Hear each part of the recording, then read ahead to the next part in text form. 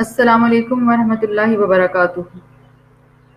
نحمدہ ونصلی علی رسول الکریم، اما بعد فاعوذ باللہ من الشیطان الرجیم، بسم اللہ الرحمن الرحیم، رب اشرح لی صدری ویسر لی امری واحلل عقدۃ من لسانی یفقہوا قولی۔ سورہ یوسف کو احسن القصص بھی کہا گیا، اور یہ ایک واحد صورت ہے، یونیک صورت ہے، جو پورے کا پورا قصہ حضرت یوسف علیہ السلام کا بیان ہوا، وہ ایک ہی پوری صورت میں بیان کیا گیا۔ حضرت موسیٰ علیہ السلام کا ذکر اور ان کا قصہ مختلف قرآن میں تقریباً حصوں میں 16 سے 20 سے زیادہ دفعہ آتا ہے، اور اسی طرح سے حضرت آدم علیہ السلام کا قصہ بھی درجن سے زیادہ دفعہ آتا ہے۔ لیکن یوسف علیہ السلام کا قصہ جو ہے پورے کا پورا ایک صورت میں بیان کیا، اور یہ جو صورت نازل ہوئی تھی، جب یہ اس وقت نازل ہوئی تھی جب رسول اللہ صلی اللہ علیہ وسلم پر بڑا مشکل اور غم کا سال تھا، یعنی جب حضرت خدیجہ کا انتقال ہوا تھا رضی اللہ عنہ کا، اور اسی طرح سے حضرت ابو طالب کا انتقال ہوا تھا، تو سورہ یوسف کے ذریعے سے اللہ تعالیٰ نے نبی صلی اللہ علیہ وسلم کو ایک تسلی اور تشفیع بھی دی۔ اس صورت کو پڑھتے وقت انشاءاللہ ہم دیکھیں گے کہ کس طریقے سے اللہ تعالیٰ نے انسانی نفسیات اور اس کے سارے جو پرسپیکٹیوز ہیں ان کو کس کس طریقے سے اللہ تعالیٰ نے اس صورت کے ذریعے سے ہمیں سکھایا۔ اس کی صورت کے آغاز میں یہ بتایا گیا کہ یہ صورت جو ہے وہ عربی میں نازل، یعنی قرآن پاک جو عربی میں نازل ہوا، تو اس کی بہت ساری حکمتیں ہیں، کیونکہ کوئی زبان بھی عربی کی طرح نہیں ہے، کیونکہ عربی کا کانٹیکسٹ جو ہے وہ کبھی پرانا نہیں ہوتا، اور اس کے اندر اتنی وسعت ہے، اس کے لفظوں کی اتنی گہرائی ہوتی ہے کہ ایک ایک لفظ معنی کا ایک سمندر لیے ہوئے ہوتا ہے۔ تو اس کی بہت ساری تعریفوں کے ساتھ ساتھ نبی صلی اللہ علیہ وسلم کے یہ علم میں جب یہ کہانی آئی تھی، یعنی یہ کہانی بیان کی گئی، تو اللہ تعالیٰ نے پوری صورت کو ایک واقعے کی صورت میں بیان کیا۔ پہلا جو اس میں ایک کانسیپٹ آتا ہے وہ یہ آتا ہے کہ خوابوں کی جو ڈریمز ہوتے ہیں، یعنی ان کی حقیقت کیا ہے۔ خواب تین طرح کے ہوتے ہیں: اچھا خواب جو اللہ کی طرف سے خوشخبری ہوتا ہے، پھر ایک وہ خواب ہوتا ہے جو شیطان کی طرف سے ہوتا ہے، جو انسان کو غمگین کرتا ہے، اور ایک خواب جو بندے کے اپنے اوہام اور خیالات ہوتے ہیں۔ اچھا خواب آنے پر اللہ کا شکر ادا کرنا چاہیے۔ نبی صلی اللہ علیہ وسلم نے فرمایا کہ اچھا خواب اپنے اچھے دوست سے بیان کر لو۔ خواب کسی عالم یا خیر خواہی سے بیان کیا جانا چاہیے، لیکن اگر برا خواب ہو تو کسی کو بیان نہ کیا جائے اور اس کے شر سے پناہ مانگ لی جائے۔ ابو سلمہ رضی اللہ عنہ کہتے ہیں کہ میں ایسے خوفناک خواب دیکھتا تھا کہ جو مجھے بیمار کر دیتے تھے، یہاں تک کہ میں نے ابو قتادہ کو کہتے ہوئے سنا، میں بھی ایسے خواب دیکھتا ہوں جو مجھے بیمار کر دیتے ہیں۔ یعنی خوابوں میں یہ بھی ایک چیز ہوتی ہے، کیونکہ شیطان انسان کو خوش نہیں رہنے دیتا، تو وہ اس طرح سے پریشان کرتا ہے، تو خواب انسان کو نفسیاتی طور پر بہت زیادہ افیکٹ بھی کرتے ہیں۔ اس سے پتہ چلتا ہے کہ صحابہ، تابعین، بڑے بڑے نیک لوگوں کو ایسے خواب آتے تھے جس میں شیطان ان کا دشمن نہ صرف ان کو دن کو نہیں چھوڑتا تھا بلکہ رات کو بھی غمگین کرتا تھا۔ وہ کہتے ہیں کہ میں نے نبی صلی اللہ علیہ وسلم کو فرماتے سنا، تم میں سے جب کوئی ناپسندیدہ خواب دیکھے تو اس کی شر اور شیطان کی شر سے اللہ کی پناہ مانگے، 3 بار بائیں طرف تھو تھو کر دے اور کسی سے بھی بیان نہ کرے۔ ایسا کرنے سے وہ خواب اسے کوئی نقصان نہیں دے سکتا۔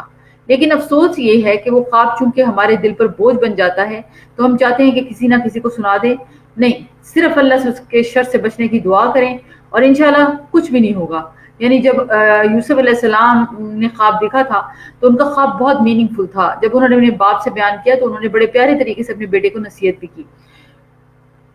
اب اس واقعے میں چونکہ بہت زیادہ جیلسیز اور بہن بھائیوں یعنی بھائیوں کی جیلسیز اور وہ سارا کچھ کہ وہ کس طرح سے یوسف علیہ السلام کو برا جانتے تھے اور ان سے حسد کرتے تھے، اور ریسرچز یہ بھی بتاتی ہیں کہ جیلسیز ہمیشہ قریب ترین لوگوں میں ہی ہوتی ہیں، یعنی زیادہ تر بہن بھائیوں میں ہوں گی، رشتہ داروں میں، قریبی رشتہ داروں میں، اور کبھی کبھی دوستوں کے اندر بھی، کیونکہ کسی نہ کسی حد تک انسان حسد کا شکار ہو جاتا ہے۔ اگر دل میں صرف خیال ہی آیا ہے تو اللہ سے فضل مانگیں حسد کے بارے میں، اور اگر آ گیا تو پناہ بھی مانگے کہ اللہ بچا لے، اور پھر کوئی چال بازیاں اور مکر نہ کیا جائے، کیونکہ جب تک انسان کی پکڑ نہیں ہوتی جب تک کہ وہ اس پر عمل نہ کر لے۔ تو حسد کی بیماری بھی اپنے اندر پہچاننے کی ضرورت ہے کہ کہیں میں تو کسی سے حسد نہیں کرتا، کیونکہ خیالات پر پکڑ نہیں ہے، لیکن اگر ان پہ عمل ہو گیا تو پھر تو انسان کی پکڑ ہے۔ حضرت یعقوب علیہ السلام بیٹے کو بھائیوں کی کوئی غیبت بیان نہیں کرے بلکہ نصیحت کریں، جانتے تھے کہ بیٹوں کی کیا نفسیات ہے، تو جب کسی کے شر سے بچنے کے لیے کسی کو نصیحت کرنی ہو تو ان کی برائیاں لمبے لمبے قصے نہیں بیان کرنے ہوتے، بس محتاط طریقے سے بتا دینا ہوتا ہے کہ یہ بندہ اس طرح نہیں ہے جیسا تم سمجھ رہے ہو۔ اور اس سے یہ بھی بات پتہ چلتی ہے کہ نعمت کو جب تک پوری نہ ہو جائے اس کا اظہار نہ کیا جائے، کیونکہ حضرت یوسف علیہ السلام نے جب اپنا خواب اپنے والد سے بیان کیا تو وہ فوراً جان گئے کہ میرے بیٹے کو جو نعمت ملنے والی ہے، اور کہا کہ یہ اپنے بھائیوں کو نہ بتانا، اور یہ اسی لیے منع کیا کہ بھائی جو تھے وہ ان سے حسد کرتے تھے۔ اور جب کبھی بھی آپ کو ایسے لگے کہ آپ کے ارد گرد حسد کرنے والے لوگ موجود ہیں تو اپنی نعمت کا، اپنی خوشی کا بہت زیادہ اظہار نہ کریں۔ یہ ایک پریکاشن بھی ہوتی ہے، مطلب تھوڑا سا فہم و فراست کے ساتھ چلنا چاہیے، لیکن یہ بھی نہیں ہوتا کہ ہر وقت نعمتوں کو چھپاتے رہنا چاہیے، کیونکہ دین بھی ایک نعمت ہے اور اس کا اظہار کرنا چاہیے۔ جب نعمت ملے تو اظہار ہونا چاہیے، لیکن جہاں پر آپ کو حسد کا ڈر ہو کہ یہ تو بات سن کر یا ان کے دل میں نیگیٹو خیالات آ جائیں گے اور آپ اب ایک بات بتانا شروع ہو جائیں کہ جی میں نے بزنس کیا، اس میں اتنے کا پروفٹ ہوا، پھر میں نے اس پیسے کو لیا، پھر میں نے کہیں اور انویسٹ کیا، پھر اس کا اتنا پروفٹ ہوا، تو اتنی ڈیٹیل میں لوگوں کو باتیں بتانے کی ضرورت نہیں ہوتی، کیونکہ ہمیں نہیں پتا ہوتا کہ ہمارے ارد گرد کس طرح کے لوگ موجود ہیں۔ ہاں، جو اچھے دوست ہیں، جو خیر خواہ ہیں، آپ کو پتا ہے، تو ان کے ساتھ اپنی نعمت کا اظہار کرنا یہ پسندیدہ بھی ہے۔ یعنی اسلام اتنا بیلنسڈ ہے اور اتنا ڈفرینٹلی آپ کو ایکسپریس کرنے کا حکم دیتا ہے کہ اپنی خیالات اور اپنی سوچوں کو بھی جو ہے وہ آپ دیکھیں، اور یہ دیکھیں کہ کہاں کیا بات کرنی ہے۔ اور پھر حضرت یعقوب علیہ السلام نے حضرت یوسف علیہ السلام کو خواب کی تعبیر بھی بتائی، اور چونکہ ان کے 2 ماؤں کی اولاد تھے، ایک سے ان کے 10 بچے تھے اور ایک سے 2 بیٹے تھے، تو یوسف علیہ السلام اور بنیامین جو تھے وہ سگے بھائی تھے، باقی 10 کا جتھا تھا۔ عام طور پر اس طرح کے رشتوں میں یہ پریشانیاں رہتی ہیں، یہ بہت نیچرل سی باتیں ہیں، چاہے پیغمبر ہی کی اولاد کیوں نہ ہو، یہ سب چیزیں نفسیاتی طور پر انسانوں کے اندر موجود ہیں اور چلتی ہیں۔ ابھی جو کرنا ہے کر لینا، بعد میں توبہ کر لینا، تو جان بوجھ کر غلطی کرنا بہت بڑا جرم ہے، کیونکہ یہ بھائی یہ سمجھتے تھے کہ ابھی ہم سے غلطی ہو، بھی غلطی کر رہے تھے، ان کو ریئلائزیشن تھی، لیکن پھر بھی وہ اس پہ بضد تھے کرنے پر، کیونکہ وہ حضرت یوسف علیہ السلام سے جو حسد رکھتے تھے اس کی بنیاد پر وہ کرنے میں آر نہیں سمجھتے تھے، اور بعد میں کہہ رہے تھے کہ ہم غلطی بھی مان لیں، ہم بعد میں توبہ کر لیں گے۔ تو اس سے یہ بھی پتہ چلتا ہے کہ کوئی گناہ بھی اس لیے نہیں کرتے رہنا چاہیے کہ میں بعد میں توبہ کر لوں گا، کیونکہ یہ بھی گناہوں پر اصرار کا ایک طریقہ ہے اور یہ توبہ کا ایک مذاق بھی ہے۔ عام طور پہ بچوں کا انداز ہوتا ہے کہ ماں باپ کو بلیم کر کے ان سے فائدے اٹھاتے ہیں، بلیک میلنگ، آپ اس کے ساتھ کرتے ہیں، میرے ساتھ نہیں کرتے، مجھے نہیں دیتے، اس کو دیتے ہیں، اور اس طریقے سے چیزوں کو ڈیمانڈ کرتے ہیں۔ تو یہ سارے جو ریلیشن شپس میں یہ ساری جو ڈیلنگز اور ایموشنز ہیں، یہ گھر گھر کی باتیں ہیں۔ اب آپ یہ دیکھیے کہ اتنا بڑا واقعہ ہوا، یعنی بھائی کو ساتھ لے گئے، پھر جا کر اس کو جب ان کا کرتا واپس لے کر آئے اور کہا کہ اس کو بھیڑیے نے کھا لیا، اور جب کہ حضرت یوسف علیہ السلام کو بھیجنے کے لیے حضرت یعقوب علیہ السلام تیار بھی نہیں تھے، لیکن پھر انہوں نے اصرار کیا کہ نہیں، ہم تو کھیلنے کودنے جا رہے ہیں، تو آپ جانے دیں، ہم اس کی حفاظت کریں گے۔ اتنی چالیں چل کے بھائی کو لے کر گئے، اور حضرت یعقوب علیہ السلام پہلے سے یہ کہہ رہے تھے کہ کہیں ایسا نہ ہو کہ کہیں اس کو بھیڑیا کھا جائے، اور انہوں نے بات کے اس بات کو آ کر ایگزیکٹلی منوان اسی طرح بیان کیا، حالانکہ وہ سب جھوٹ بول رہے تھے۔ یعنی حضرت یعقوب علیہ السلام کو انہوں نے جس طرح غم اور دکھ کی بات میں مبتلا کیا اور ان سے آ کر جس طرح سے انہوں نے اپنی معاملے کو پیش کیا، تو حضرت یعقوب علیہ السلام کا صبر دیکھیے کہ انہوں نے کیا کیا، انہوں نے کوئی ریاکشن نہیں کیا اور کہا کہ میں اپنے رب سے ہی، واللہ المستعان، یعنی میں اپنے رب سے ہی صبر اپنے رب کے لیے ہی صبر کرتا ہوں۔ تو اس سے یہ بھی پتہ چلتا ہے کہ بعض اوقات والدین کو اپنے بچوں کی غلطیوں کا پتہ بھی ہوتا ہے، تو وہ کیا ہوتا ہے کہ ان کے ساتھ ہر بات پہ ریئیکٹ کر کے یا ان کو گھر سے نکال دینے والی بات نہیں، بلکہ کیا کہ صبر کرنا چاہیے، کیونکہ اگنور کرنا چاہیے باتوں کو۔ امام سوری کہتے ہیں کہ 3 باتیں صبر میں سے ہیں، ایک یہ کہ اپنی تکلیف کو بیان نہ کرنا، دوسرا اپنی مصیبت کا ذکر نہ کرنا، اور تیسرا نہ ہی اپنے آپ کو پاک قرار دینا۔ اور یہاں ایک اور بات بھی ہے کہ جب ہم اپنے منہ سے کوئی ایسی بات نکال دیتے ہیں تو دوسرے اس کو پکڑ لیتے ہیں اور پھر وہ اس کو استعمال کرتے ہیں۔ تو یعقوب علیہ السلام نے اپنے خدشے کا اظہار کر دیا، بچوں نے وہی پکڑ لیا، یعنی کہ بھیڑیا نہ کھا جائے۔ انہوں نے کہا اس سے بہتر کوئی طریقہ نہیں، یعنی باپ کو اگر یہ ڈر لگ رہا ہے، ایکسپیکٹیشن ہے، تو وہی بات انہوں نے کی۔ تو اس سے یہ بھی پتہ چلتا ہے کہ ایسی بات جو کچھ بری ہو تو اس کو منہ سے ویسے نکالنا نہیں چاہیے، کیونکہ پھر وہ بات ویسے ہو بھی جاتی ہے۔ اولاد کی تربیت میں چاہے وہ چھوٹے ہوں یا بڑے، صبر ہی کام آتا ہے، کیونکہ صبر جمیل جس کو کہا گیا ہے وہ کرنے کا حکم بھی ہے، کیونکہ اولاد کی تربیت میں بہرحال صبر کی ضرورت ہوتی ہے۔ اسی طرح جب حضرت یوسف علیہ السلام کو پھینک کر آ گئے اور وہ حضرت یوسف علیہ السلام کو کنویں میں پھینک کر آ گئے، تو یوسف علیہ السلام کو بہت ہی کم قیمت میں گروہ نے خریدا، جو کہ وہاں سے سفر پہ نکلے ہوئے تھے، اور انہوں نے جب ڈول ڈالا اس میں کنویں میں، تو حضرت یوسف کو پتہ چلا، تو حضرت یوسف کو نکالا اور بہت کم قیمت پر بیچ دیا۔ کبھی کبھی بڑے اچھے لوگوں کی بھی بڑی ناقدری ہوتی ہے، اس پر رنج نہیں کرنا چاہیے بلکہ اچھے دنوں کا انتظار کرنا چاہیے۔ آپ دیکھیں کئی دفعہ بہت کسی کوئی پوٹینشیل ہوتا ہے, کسی کے اندر صلاحیتیں ہوتی ہیں, لیکن ماحول ایسا ہوتا ہے کہ لوگ بالکل ان چیزوں کو جو ہے وہ نہیں کرنے دے رہے ہوتے ہیں, اور بندے کی بھی ناقدری ہو رہی ہوتی ہے, تو وہ صبر کے ساتھ جب بندہ وقت گزارتے تو اللہ تعالیٰ پھر اچھا وقت بھی لاتے ہیں. بظاہر حضرت یوسف کی زندگی میں 16 سال کی ان کے بارے میں آتا ہے کہ کہیں روایات سے پتہ چلتا ہے کہ ان کی عمر اس وقت 16 سال کے قریب تھی, کہیں 17 کے قریب بھی آتی ہے, یعنی اسی ٹین ایج میں تھے. اب حضرت یوسف کی ٹریننگ اللہ نے چونکہ کرنی تھی تو بظاہر ان کو گھر سے نکال کر بلکہ کنویں میں پھینک کر اور پھر بہت کم قیمت پر ان کا بکنا, یہ سب کچھ بہت بڑی تکلیف تھی. لیکن حضرت یوسف علیہ السلام کی جو ٹریننگ عزیز مصر کے گھر میں جا کر ہوئی وہ پھر کمال تھی. پھر حضرت یوسف علیہ السلام بعد میں اس جگہ کے وزیر خزانہ بھی بنے. تو اللہ تعالیٰ نے جو ہمارے لیے کئی دفعہ مشکلات اگر رکھی ہوتی ہیں تو اس میں ہمارے لیے بہت زیادہ خیر ہوتا ہے. اس کے ذریعے سے جو انسان کی ٹریننگ ہوتی ہے, کیونکہ جس طرح سے حضرت یوسف علیہ السلام کی اللہ تعالیٰ نے ٹریننگ کی اور ان مشکلات سے گزرنے کے ساتھ ساتھ حضرت یوسف اتنے گروم ہوتے گئے. تو اللہ تعالیٰ نے حضرت یوسف علیہ السلام کو ایک تو تعبیر سکھائی خوابوں کی, اور دوسری چیز جو ہے تجربات, ان ایکسپیرینشل لرننگ. جیسے آج کل میڈیکل ایجوکیشن میں یہ بہت بات ہوتی ہے کہ جو ہمارے لرنرز ہیں ان کا جو ایکسپیرینس ہے, پچھلا ایکسپیرینس جو ہے وہ خود ایک لرننگ ہے, تو اس سے کنکلوڈ کر کے وہ اپنی لرننگ کو بہتر کرتے ہیں. تجربات انسان کو بہت کچھ سکھاتے ہیں, میچور کرتے ہیں, اور جتنی آزمائشیں کسی انسان پر آتی ہیں وہ اتنا ہی پختہ ہو جاتا ہے. اگر کوئی انسان کسی پر احسان کرتا ہے تو احسان کا بدلہ تو اس کو احسان ہی دینا چاہیے. نبی صلی اللہ علیہ وسلم نے فرمایا, میں نے اپنے بعد مردوں پر کوئی فتنہ عورتوں سے زیادہ نقصان دینے والا نہیں چھوڑا. بعض عورتیں مردوں کو برائی کی دعوت دیتی ہیں, بعض اوقات لباس کے ذریعے سے, بعض اوقات انداز کے ذریعے سے, اور یہ بہت بڑی فتنے کی بات ہے. اسی لیے اللہ تعالیٰ نے جو حکم دیا مرد کو غض بصر کا کہ وہ اپنی نگاہ کو نیچا رکھے تاکہ وہ اس فتنے سے بچ سکے. اخلاص کی وجہ سے انسان شیطان کے قابو میں آنے سے بچ جاتا ہے. اس لیے اندر نیت کا ہر وقت جو ہے نا وہ خالص کرنا, ارادوں کا پاک ہونا, اس کی کوشش کرتے رہنا چاہیے.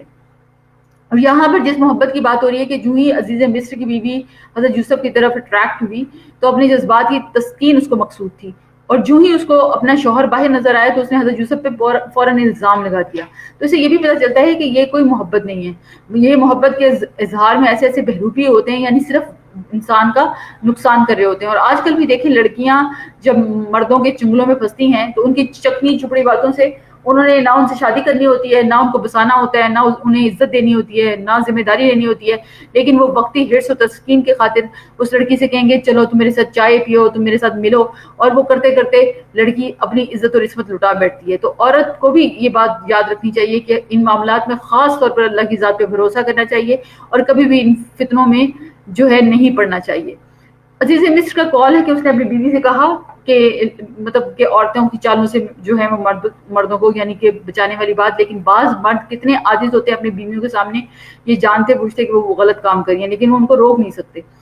استغفر اللہ, کتنی بے باکی کے ساتھ اپنی برائی کا ذکر کیا جا رہا ہے, یعنی اپنی برائی کو جسٹیفائی کیا جا رہا ہے, یعنی قید کا لفظ بولا گیا اور وہی ہو گیا. ہمیشہ منہ سے اچھے الفاظ نکالنے چاہیے اور وہی بولنا چاہیے جو اچھا ہو, کیونکہ بعض اوقات ویسا ہی ہو جاتا ہے جیسا بولا انسان کے منہ سے نکلتا ہے. اسی لیے نبی صلی اللہ علیہ وسلم کی حدیث ہے کہ جب تم کوئی برا خواب دیکھو تو تم سناؤ نا. اور اسی طرح سے ایک حدیث سے یہ بھی پتہ چلتا ہے کہ چاہے کوئی جھوٹا ہی خواب سنائے تو وہ واقعہ ویسے ہی ہو جاتا ہے جیسا کہ اس نے بیان کیا, یعنی پرندے کا دوسرا پر جیسے, یعنی ایسے اس بات کو پورا کر دیتا ہے اللہ. یوسف علیہ السلام نے گناہوں اور نافرمانیوں کے مقابلے میں جیل اور مصیبت کو اختیار کر لیا, یہ بہت بڑی بات تھی. اللہ تعالیٰ سے دعا کی کہ ان کے دل کو دین پر جما دے اور اپنی اطاعت کی طرف پھیرے. اگرچہ ان کا ایمان پہاڑوں برابر تھا لیکن پھر بھی دعا کر رہے ہیں کہ اللہ میرے دین کو بچا لے, یعنی عورتوں کے فتنے سے بچنے کے لیے جیل کو پسند کر لیا. کبھی بھی یہ نہ کہیں کہ میں بہت مضبوط ہوں, مجھ پہ بہت کوئی چیز اثر نہیں کرتی, میں بہت شرم والا ہوں یا باحیا ہوں. اللہ کی آزمائش سے اللہ بچائے, اور انسان گناہوں سے صرف اللہ کی توفیق سے بچتا ہے. پھر اس کے بعد یہ ہوا کہ یوسف علیہ السلام کو جب جیل میں ڈال دیا گیا تو اب وہاں پر ایک اور بھی اس عورت نے واقعہ کیا کہ ساری عورتوں کو اکٹھا کیا اور ان کو حضرت یوسف کو دکھایا اور انہوں نے اپنی انگلیاں کاٹ لی. تو حضرت یوسف اور بھی ڈر گئے کہ یہ مجھے اور بھی عورتوں کے فتنے میں مبتلا کرنا چاہتی ہے, کیونکہ ان عورتوں نے یہ کہا تھا کہ حاشا للہ, یعنی کہ واقعی یہ تو ایسا شخص ہے, کیونکہ وہ کہتی تھی کون ہے جس کے پیچھے یہ لگی ہے یا پڑی ہے. آیت 37 کے مطابق علم کی نسبت اللہ کی طرف ہے. ہم کیا کرتے ہیں, ہم سمجھتے ہیں کہ جو علم حاصل کیا وہ ہم نے اپنی ایفرٹ سے کیا, یعنی علم کی نسبت اللہ سے کرنا اور جو علم حاصل کریں اس کو فلٹر کرنا اللہ کے علم سے, یہ انسان کو مومن کو آنا چاہیے. واضح نصیحت میں دوسرے کو بور نہ کریں. مختصر بات ہو, محدود مدت کے لیے ہونی چاہیے اور اس کی ٹائم لیمٹ ہونی چاہیے تاکہ سب کو پتا ہو اتنی دیر کے بعد جان چھوٹ, یعنی یہ نہ ہو کہ پیچھے پڑے نہیں اور لمبی لمبی باتیں کرتے جائیں اور اگلا جو ہے وہ سننے میں متاثر ہی نہ ہو اور وہ انوالو بھی نہ ہو. تو اگر یہ ماحول دیکھیں تو پھر تو بات کو اور بھی چھوٹا کر دیں. ابن مسعود رضی اللہ عنہ کہتے ہیں کہ نبی صلی اللہ علیہ وسلم نے ہمیں نصیحت کرنے کے لیے ہمارے لیے کچھ دن مقرر کر دیے, اس ڈر سے کہ کہیں ہم اکتا نہ جائیں. اس طرح آپ صلی اللہ علیہ وسلم نے فرمایا, آدمی کا لمبی نماز اور مختصر خطبہ اس کی سمجھداری کی علامت ہے. بس نماز لمبی کیا کرو اور خطبہ مختصر کیا کرو. اور پھر جب قید میں تھے تو حضرت یوسف علیہ السلام نے وہاں پر جو دعوت دی, جو قیدی ان کے ساتھی تھے ان کے ساتھ وہ خطاب کر رہے تھے, ان کو اپنا ساتھی کہہ رہے تھے اور بڑی پیار سے بلا رہے تھے, بات کر رہے تھے. حالانکہ وہ لوگ مسلمان نہیں تھے, اجنبی تھے, لیکن ان کو اپنا کہا. تبلیغ کرنے کے لیے, نصیحت کرنے کے لیے دوسرے کا ٹرسٹ حاصل کرنا بہت ضروری ہوتا ہے, یعنی ریپو بنانا. آپ جتنا زیادہ پیار سے بات کریں گے, دوسرا آپ کے ساتھ بیٹھنا کمفرٹیبل فیل کرتا ہے اور پھر آپ سے بات کرنا بھی پسند کرتا ہے. تو حکم نہیں چلانا, سوال کر کے بات کرنا, دوسرے کو اپنے لیول پر سمجھنا, اور جتنا بات کرنے کا, کیونکہ کمیونیکیشن سکلز میں انسان کی باڈی لینگویج, اس کا کمیونیکیشن, اس کے الفاظ کا چناؤ, وہ دوسرے کو کتنی عزت دیتا ہے, یہ سارا کچھ جو ہے وہ بہت میٹر کرتا ہے. اور واضح نصیحت کے لیے تو یہ لازمی ہے کہ انسان کا اخلاق جو ہے وہ بہت اچھا ہو. بعض کہتے ہیں کہ یوسف علیہ السلام 9 سال قید میں رہے, بعض کہتے ہیں 14 سال, جو بھی ٹائم تھا, لیکن لمبی آزمائش تھی. رسول اللہ صلی اللہ علیہ وسلم نے فرمایا, مجھے اپنے بھائی یوسف کے صبر اور کشادہ دلی پر تعجب ہے, اللہ ان کو معاف فرمائے. ان کے پاس ایک آدمی آیا تاکہ وہ باہر نکل سکیں, لیکن وہ اس وقت نہ نکلے جب تک ان پر جو الزام تھا اس کی وضاحت نہ کر دی گئی. اگر میں ہوتا تو دروازے کی طرف لپک پڑتا. یعنی اتنا اپریشیٹ کرتے تھے رسول اللہ صلی اللہ علیہ وسلم. آپ دیکھیں, آج ہم اگر کسی کی کوئی خوبی دیکھتے بھی ہیں تو ہم کبھی بھی بیان نہیں کرتے, جبکہ آپ صلی اللہ علیہ وسلم کا اپنا مقام اور مرتبہ کتنا بلند تھا. لیکن آپ صلی اللہ علیہ وسلم نے حضرت یوسف کے صبر کو جو ہے وہ اپریشیٹ کیا اور کہا کہ میں ہوتا تو میں یہ کرتا. تو یہ آپ صلی اللہ علیہ وسلم کی ذات کی کیسی عاجزی اور کیسا مقام ہے. اللہ تعالیٰ ہم پر رحم فرمائے. اور ہم کیا کہتے ہیں بھائی, ہر چیز میں ہم اپنے آپ کو سب سے بہتر سمجھ رہے ہوتے ہیں کہ میں بہت صبر کرتی ہوں, مجھے پتا ہے, میں نے کیا ہے. حالانکہ کوئی بھی چیز, ہم اگر اپنے آپ کو واقعی اللہ کے بندے سمجھتے ہیں تو کوئی بھی چیز اللہ کی توفیق کے بغیر نہیں ہے. انسان کبھی بھی خود کو کریڈٹ نہ دے, جو بھی کریڈٹ ہے وہ اللہ ہی کی ذات کو دے. یوسف علیہ السلام نے یہ نہیں کہا کہ پہلے یہ بتاؤ جو کام میں نے کہا تھا وہ کیا کہ نہیں, بلکہ اس کو تعبیر بتانے لگے. یعنی سبحان اللہ, اتنے سال قید میں رہنے کے باوجود کہا کہ پہلے اس میرے کردار پر جو الزام کا لگایا ہے اس کا پتہ کرو. بعض اوقات ایسا بھی ہوتا ہے کہ آپ کی کوئی غلطی نہیں ہوتی لیکن آپ پر الزام لگا دیا جاتا ہے. گھروں میں ہوتا ہے کئی دفعہ ایسا, بیویوں پر الزام لگا دیے جاتے ہیں, جھوٹے الزام لگائے جاتے ہیں, طویل سزائیں دی جاتی ہیں, سال ہر سال تک بن شوہر کے بیٹھی رہتی ہیں. پھر وقت آتا ہے کہ بری ذمہ ہوتی ہیں, دوبارہ سے خوشحال زندگی شروع ہوتی ہے. یعنی کئی دفعہ یہ خاندانوں میں یہ بہت کچھ ہوتا ہے, بیوی عورتوں پہ الزام لگائے جاتے ہیں, شوہر گھر پہ نہ ہو تو سسرال والے الزام لگا دیتے ہیں, جھوٹے الزام لگا دیتے ہیں. تو اس طرح کی کوئی بھی کنڈیشن ہو تو اس میں یہ بات یاد رکھیں کہ اللہ سب کچھ دیکھ رہا ہے. پیغمبروں کے لیے بھی یہ بات بہت اہم ہے کہ وہ خیانت نہیں کرتے, کیونکہ انہیں لوگوں کے سامنے اللہ کے دین کی بات کرنی ہوتی تھی. نبی صلی اللہ علیہ وسلم بھی صادق اور امین تھے, اور حضرت یوسف علیہ السلام پر جو انہوں نے الزام لگایا تھا, حضرت یوسف علیہ السلام کیا چاہتے تھے کہ وہ الزام ان سے ہٹ جائے, یعنی ان کی سچائی دوسروں پر ثابت ہو جائے. یہ ایمان والوں کی ایک بہت بڑی جو ہے نا, یہ بھی ایک صبر ہوتا ہے کہ وہ کیونکہ آپ کو یاد ہوگا کہ رسول اللہ صلی اللہ علیہ وسلم کے بارے میں کہ جب ایک دفعہ اعتکاف پہ بیٹھے ہوئے تھے تو آپ صلی اللہ علیہ وسلم کی بیوی ام سلمہ ملنے آئیں, تو آپ ان کو چھوڑنے کے لیے باہر نکلے تو اندھیرا تھا, تو 2 صحابہ کھڑے تھے. تو آپ صلی اللہ علیہ وسلم امی بیگم کو چھوڑنے جا رہے تھے تو فوراً کہنے لگے ان کو آواز دے کر کہ میرے ساتھ میری بیوی ام سلمہ ہے. تو وہ کہنے لگے یا رسول اللہ, یعنی ایک دم وہ شرمندہ ہوئے. تو آپ سب نے فرمایا کہ تو ہم میں سے ہر ایک کے ساتھ شیطان ہے, یعنی تمہارے ساتھ بھی شیطان ہے. تو میں مطلب یہ بتانے کا مطلب یہ تھا کہ تم کسی قسم کی غلط فہمی میں نہ پڑ جانا. تو اس لیے ایمان والوں کو, دعویٰ کے کام کرنے والوں کو بھی اپنے کردار کی صفائی جو ہے نا وہ رکھنی بھی پڑتی ہے اور حکمتاً بتانی بھی پڑتی ہے کہ کوئی غلط فہمی میں مبتلا نہ ہو جائے. اب ہے 13واں سپارہ آیت نمبر 53. یوسف علیہ السلام اپنے بارے میں کہتے ہیں کہ اگرچہ میری صفائی پیش ہو چکی ہے, اس کے باوجود میں اپنے آپ کو, اپنے نفس کو پاک نہیں کہتا. یعنی وہ کہتے ہیں کہ میں تو اس عورت کی طرف راغب ہو ہی جاتا. یعنی اپنا نہیں دعویٰ کرے کہ میں خود بچاؤں, میں دیکھے کتنا باحیا تھا کہ میں اس سے بچ گیا, بلکہ کیا کہہ رہے ہیں کہ میں تو ایسا کر ہی لیتا, یہ تو اللہ ہے جس نے مجھے اس سے بچا لیا, میرے رب نے بچا لیا. تو اپنی نفس کی پاکی کے دعوے کبھی نہ کریں. اپنے آپ کو بہت نیک کبھی نہ سمجھیں، اپنے آپ کو گناہوں سے پاک نہ سمجھیں. ہر انسان کسی نہ کسی درجے پر کہیں نہ کہیں کسی نہ کسی غلطی کا شکار ہوتا ہے، اور جو جتنا زیادہ تقویٰ رکھتا ہے، جتنا زیادہ اللہ کے قریب ہوتا ہے، جتنا اللہ سے ڈرتا ہے، اس کو اتنی زیادہ اپنی غلطیاں بھی نظر آتی ہیں، اور ان غلطیوں کی بنا پر ہی وہ اللہ سے ڈرتا ہے کہ میں نے اللہ کی عبادت کا حق ادا نہیں کیا اور بہت سی کوتاہیاں کی ہیں.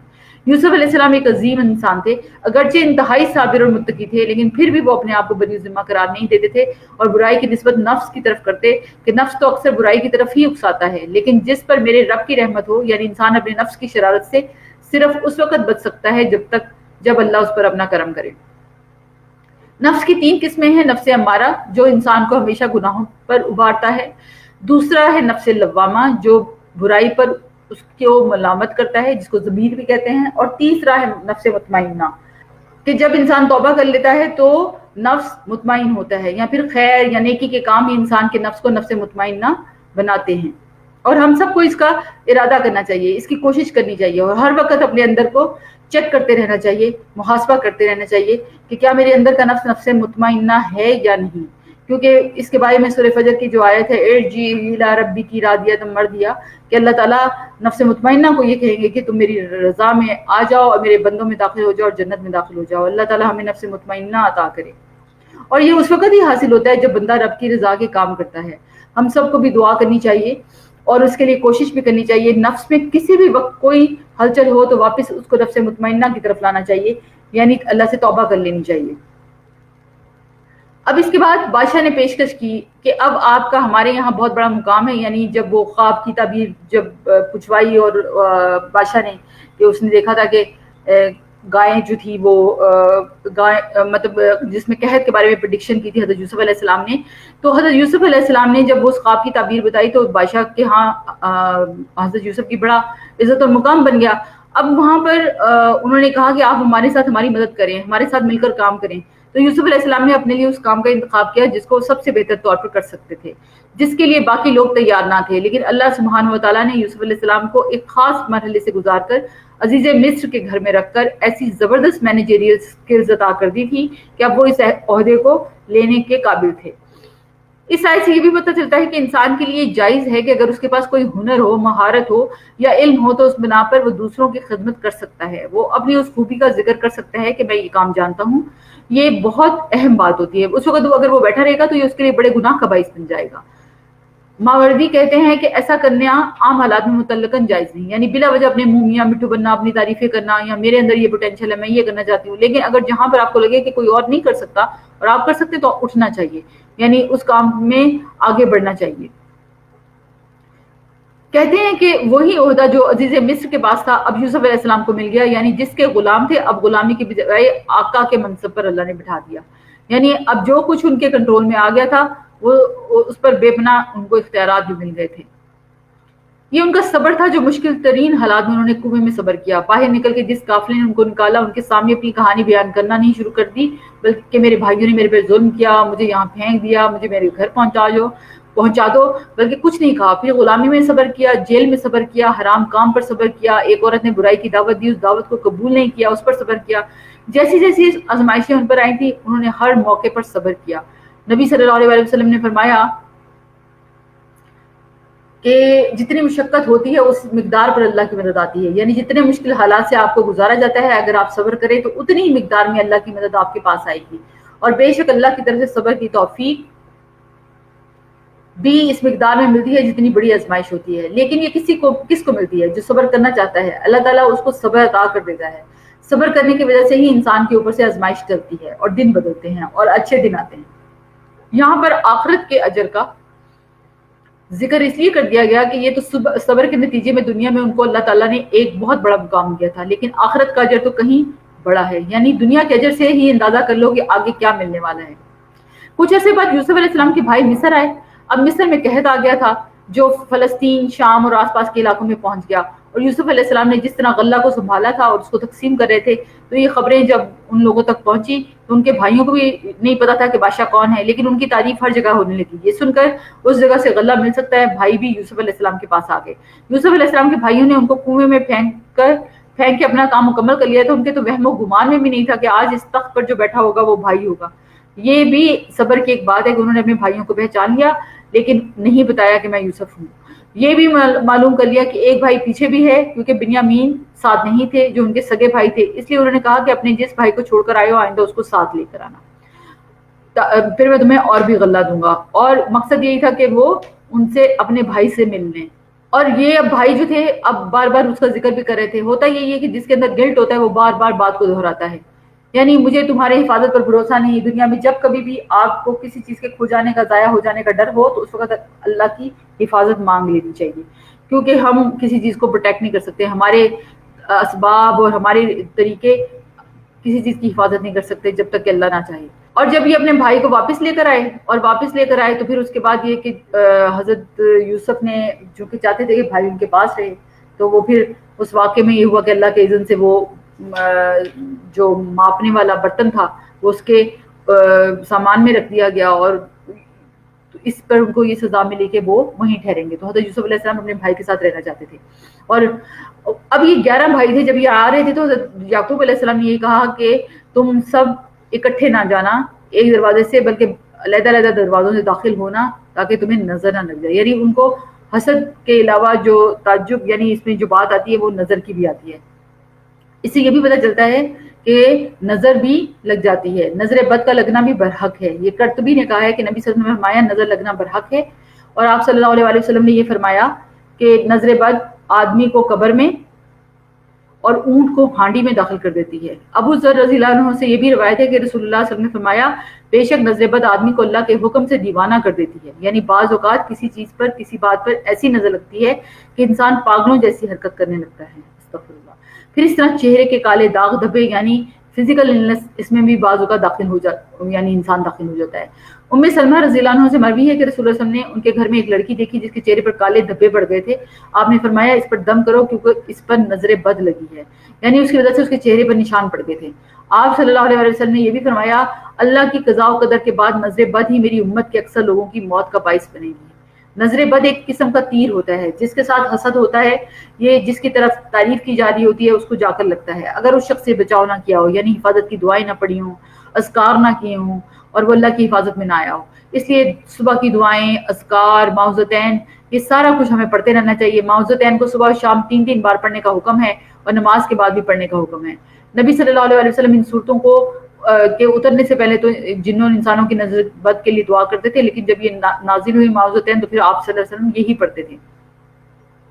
ان اذکار کے پڑھنے کا وقت سورج نکلنے سے پہلے اور سورج غروب ہونے سے پہلے ہے, جو میں آپ کو بار بار کہتی ہوں کہ یہ اذکار اپنی عادت بنائیں, صبح فجر کے بعد اور شام کو عصر کے بعد.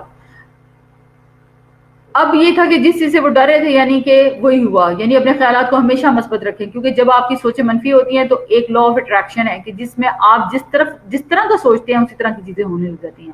آپ کسی انسان سے ملتے ہوئے ڈر رہے ہوتے ہیں کہ کہیں یہ مجھے کچھ کہہ نہ دے, اور اسی ڈری شکل کے ساتھ اسے جا کر ملتے ہیں اور وہ پھر کہہ بھی دیتا ہے. تو باہر کی تبدیلی سے پہلے اندر کی تبدیلی لازمی ہے. اندر پازیٹیو ہونا چاہیے. میرے اپنے اندر اللہ پہ بھروسہ اور توکل ہو اور اللہ کا سہارا پکڑا ہو تو سوچیں جو ہے وہ صرف پازیٹیو کی طرف جاتی ہیں, اور پازیٹیو سوچ سے پازیٹیو ڈائریکشن ہی ہوگی, یعنی اچھا ہی ہوگا.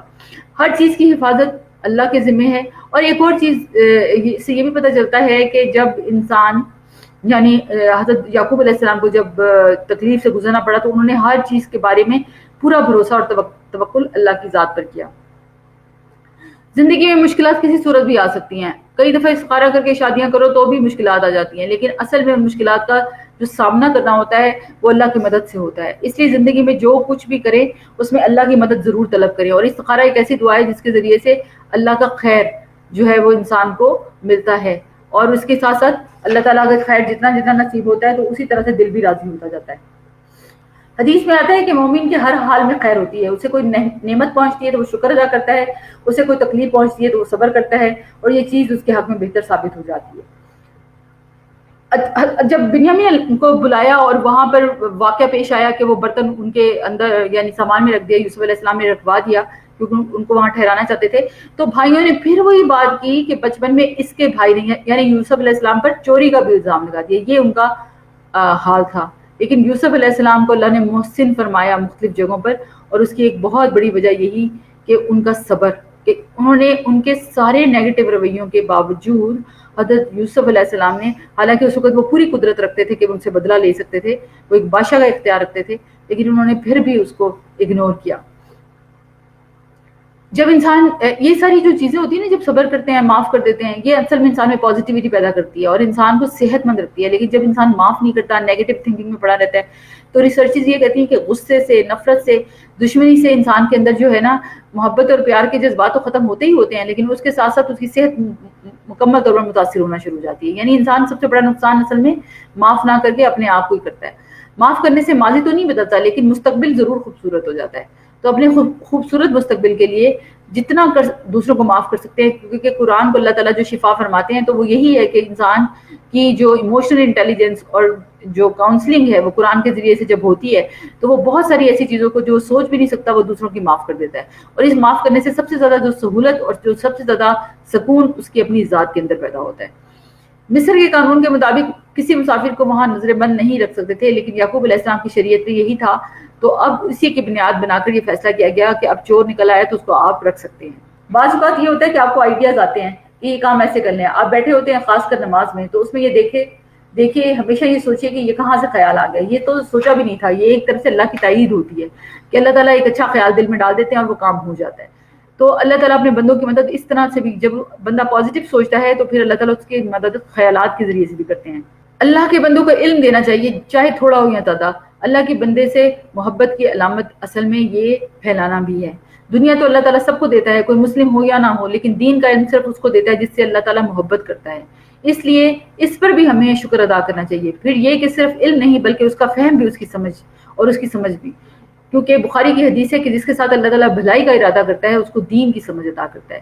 جب آپ کسی سے حسد کرتے ہیں تو کوئی موقع نہیں جانے دیتے اس کو گرانے کا، بدنام کرنے کا، کہیں نہ کہیں آپ کے منہ سے کچھ نہ کچھ نکلتا ہے، اور یہ حسد کی ایک بہت بڑی علامت بھی ہوتی ہے۔ اس لیے یہ حسد سے بچنے کی بھی دعائیں کرنی چاہیے، اور اگر ایسی کوئی چیز آ جائے تو اس کو اپنے اندر سے نکالنے کی پوری کوشش کرنی چاہیے۔ یوسف علیہ السلام کے اس پورے واقعے سے پھر اس کے بعد جب حضرت یوسف کے بھائی اور پھر والد کو بلایا، اور پھر ان کے خواب کی تعبیر بالکل اسی طرح ہوئی جیسے کہ ان کے والد نے فرمایا تھا، اور وہ سب ان کے سامنے، یعنی سجدہ تعظیمی تھا کہ ان کے سامنے جھک گئے، یعنی اللہ تعالیٰ نے حضرت یوسف علیہ السلام کا خواب بالکل اسی طرح سچا کیا جس طرح ان کو دکھایا تھا۔ تو یہ جو صبر جمیل ہے زندگی میں، کیونکہ اگر کوئی مشکل آ جائے تو ایک بات یاد رکھیے کہ قال انما اشک بثی وحزنی الی اللہ، یعنی کوئی غم، کوئی تکلیف، کوئی مشکل، اس پہ دعا اللہ سے کرنی ہے کہ اللہ تعالیٰ میرے غم کو دور فرما دے۔ اور دوسری چیز یہ ہے کہ اللہ ہی سے فریاد کرے بندہ، اور اس کے ساتھ ساتھ کیا کرنا ہے کہ اپنے آپ کو گناہ کبیرہ سے بچانے کی بھی ہر وقت کوشش کرنی ہے۔ اس میں ایک حدیث ہے کہ آپ سب نے فرمایا کہ اللہ کے ساتھ شرک کرنا، اللہ کے رزق سے نا امید ہونا اور اللہ کی رحمت سے مایوس ہونا، یہ سب کچھ کبیرہ گناہوں میں شامل ہوتا ہے۔ تقویٰ اور صبر کامیابی کی کنجی ہے۔ یوسف علیہ السلام کے اندر 3 کوالٹیز بڑی نمایاں تھی: تقویٰ، اللہ کا ڈر جس نے انہیں ہر جگہ غلط قدم اٹھانے سے بچایا، صبر، مشکل سے مشکل حالات میں کوئی شکوہ شکایت نہیں، اللہ کی اطاعت پر قائم رہے، احسان نیکی کے درجے پر کرنا، یعنی نیکیاں کرتے رہنا، اور پھر اللہ تعالیٰ نے ان کو وہ عزت دی جو کوئی سوچ بھی نہیں سکتا تھا، یعنی وہ بھائی پھر، اور حضرت یوسف علیہ السلام نے اپنے بھائیوں کو معاف کر دیا بالکل اس طرح کہ جیسے انہوں نے کچھ کیا ہی نہیں تھا۔ تو رسول اللہ علیہ وسلم کی حدیث بھی ہے کہ درگزر کیا کرو، اللہ تمہیں عزت عطا کرے گا۔ اور آپ دیکھیں یوسف علیہ السلام کا معاملہ کہ اس میں اللہ تعالیٰ نے کس طرح سے حضرت یوسف علیہ السلام کی ساری پریشانیاں جو انہوں نے گزاری تھیں، اور جتنا انہوں نے صبر کیا تھا، انتہائی ٹین ایج میں والد سے دور، ماں باپ سے دور، اور پھر اس کے بعد غلامی کی زندگی، پھر جیل کی زندگی، اور پھر اللہ نے بادشاہت عطا کی، یعنی آپ یہ سارے جو ٹرنز دیکھیں تو یہ زندگی میں انسان کو حیران کر دیتے ہیں، لیکن اللہ اپنے بندوں کو کبھی رسوا نہیں ہونے دیتا۔ الٹیمیٹ اللہ تعالیٰ اپنے بندوں کو کامیاب کرتا ہے جو اس کے راستے پر چلتے ہیں اور صبر اختیار کرتے ہیں۔ تو سورہ یوسف میں اس کو انشاءاللہ زندگی رہی، اگر آپ بھی یہ ٹارگٹ بنائیں کہ اللہ آگے موقع دے تو جتنا جب یہ ٹائم کہ اس کو پوری طرح سے صورت کو سمجھیں، اور اس پہ بے شمار لیکچرز ہیں، یاسر قادی کے ہیں، نعمان علی خان کے ہیں، آپ ان کو سنیں تو مطلب کتنے زیادہ، ہمیں 20 اور 30 تک لیکچرز کر کے ایک صورت کی ایک آیت کو ایکسپلین کیا ہے۔ تو اب تھوڑے سے وقت میں ہم جتنا کر سکتے تھے میں نے کوشش کی ہے۔ اب اس کے بعد سورہ رعد، یہ سورج جو ہے، یہ سورج، چاند، ستارے، یہ سب اللہ کے بنائے ہوئے ہیں اور اس نے بندوں کے لیے مسخر کر رکھے ہیں کہ وہ ان کو فائدہ پہنچائیں۔ خاص کر سورج اور چاند کا ذکر اس لیے کہ یہ نمایاں نشانیاں ہیں جو انسان کو نظر آتی ہیں۔ یعنی اللہ تعالیٰ نے ان کے ذریعے سے انسان کو گائیڈنس دی ہے. اللہ تعالیٰ نے آسمان سے پانی برسایا اور پھر اللہ تعالیٰ نے اس پانی کے ذریعے سے پورے کا پورا واٹر سائیکل اور ہم سب کے لیے جو ہے کھانا پینا اور یہ سب کچھ پیدا کیا. ایک بات اور ہے کہ اللہ تعالیٰ جب یہ کہا جاتا ہے نا کہ اللہ تعالیٰ ہمیں برے حساب سے بچائے، تو یہ ایسا حساب ہے جس میں انسان کے گناہوں کا محاسبہ اس طرح کیا جائے کہ کوئی چیز بھی نہ بخشی جائے، یعنی ڈیٹیلڈ انویسٹیگیشن. تو یہ جو حساب ہے اس سے اللہ بچائے. دانش مند اور عقل مند اصل میں کون ہوتے ہیں؟ جو عہد کو پورا کرتے ہیں، یعنی عہد الست اور لا الہ الا اللہ، یعنی جس نے کلمہ پڑھا اور پھر ایک اللہ کو اللہ مان لیا، رشتوں کو جوڑتے ہیں، رب سے ڈرتے ہیں اور صلہ رحمی کرتے ہیں.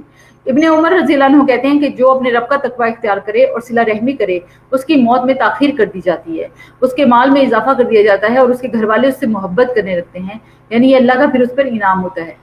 سبحان اللہ. آپ رشتوں کے ساتھ احسان کا رویہ اختیار کرتے ہیں تو جواباً آپ کے ساتھ محبت کا رویہ اختیار کرتے ہیں. رسول اللہ صلی اللہ علیہ وسلم نے فرمایا جو شخص صلہ رحمی کے لیے جتنا عطیہ دیتا ہے، یعنی گفٹ دیتا ہے، پیسہ خرچ کرتا ہے، اللہ اس کے مال میں اتنا ہی اضافہ کر دیتا ہے. لیکن آپ دیکھیں سب سے مشکل رشتہ داروں کو ہی دینا ہے. دوست احباب کو تحفے تحائف پھر بھی دیتے ہیں، لیکن اپنی ذات پر، اپنے بچوں وغیرہ پر بھی، لیکن بہن بھائیوں اور ان کے بچوں اور جو صلہ رحمی کے مستحق ہیں ان کا عام طور پر خیال نہیں رکھتے. تو اس بار وہ بھی اپنے لسٹ بنا لیں کہ اپنے بہن بھائیوں کو کس طرح سے گفٹس کرنے ہیں.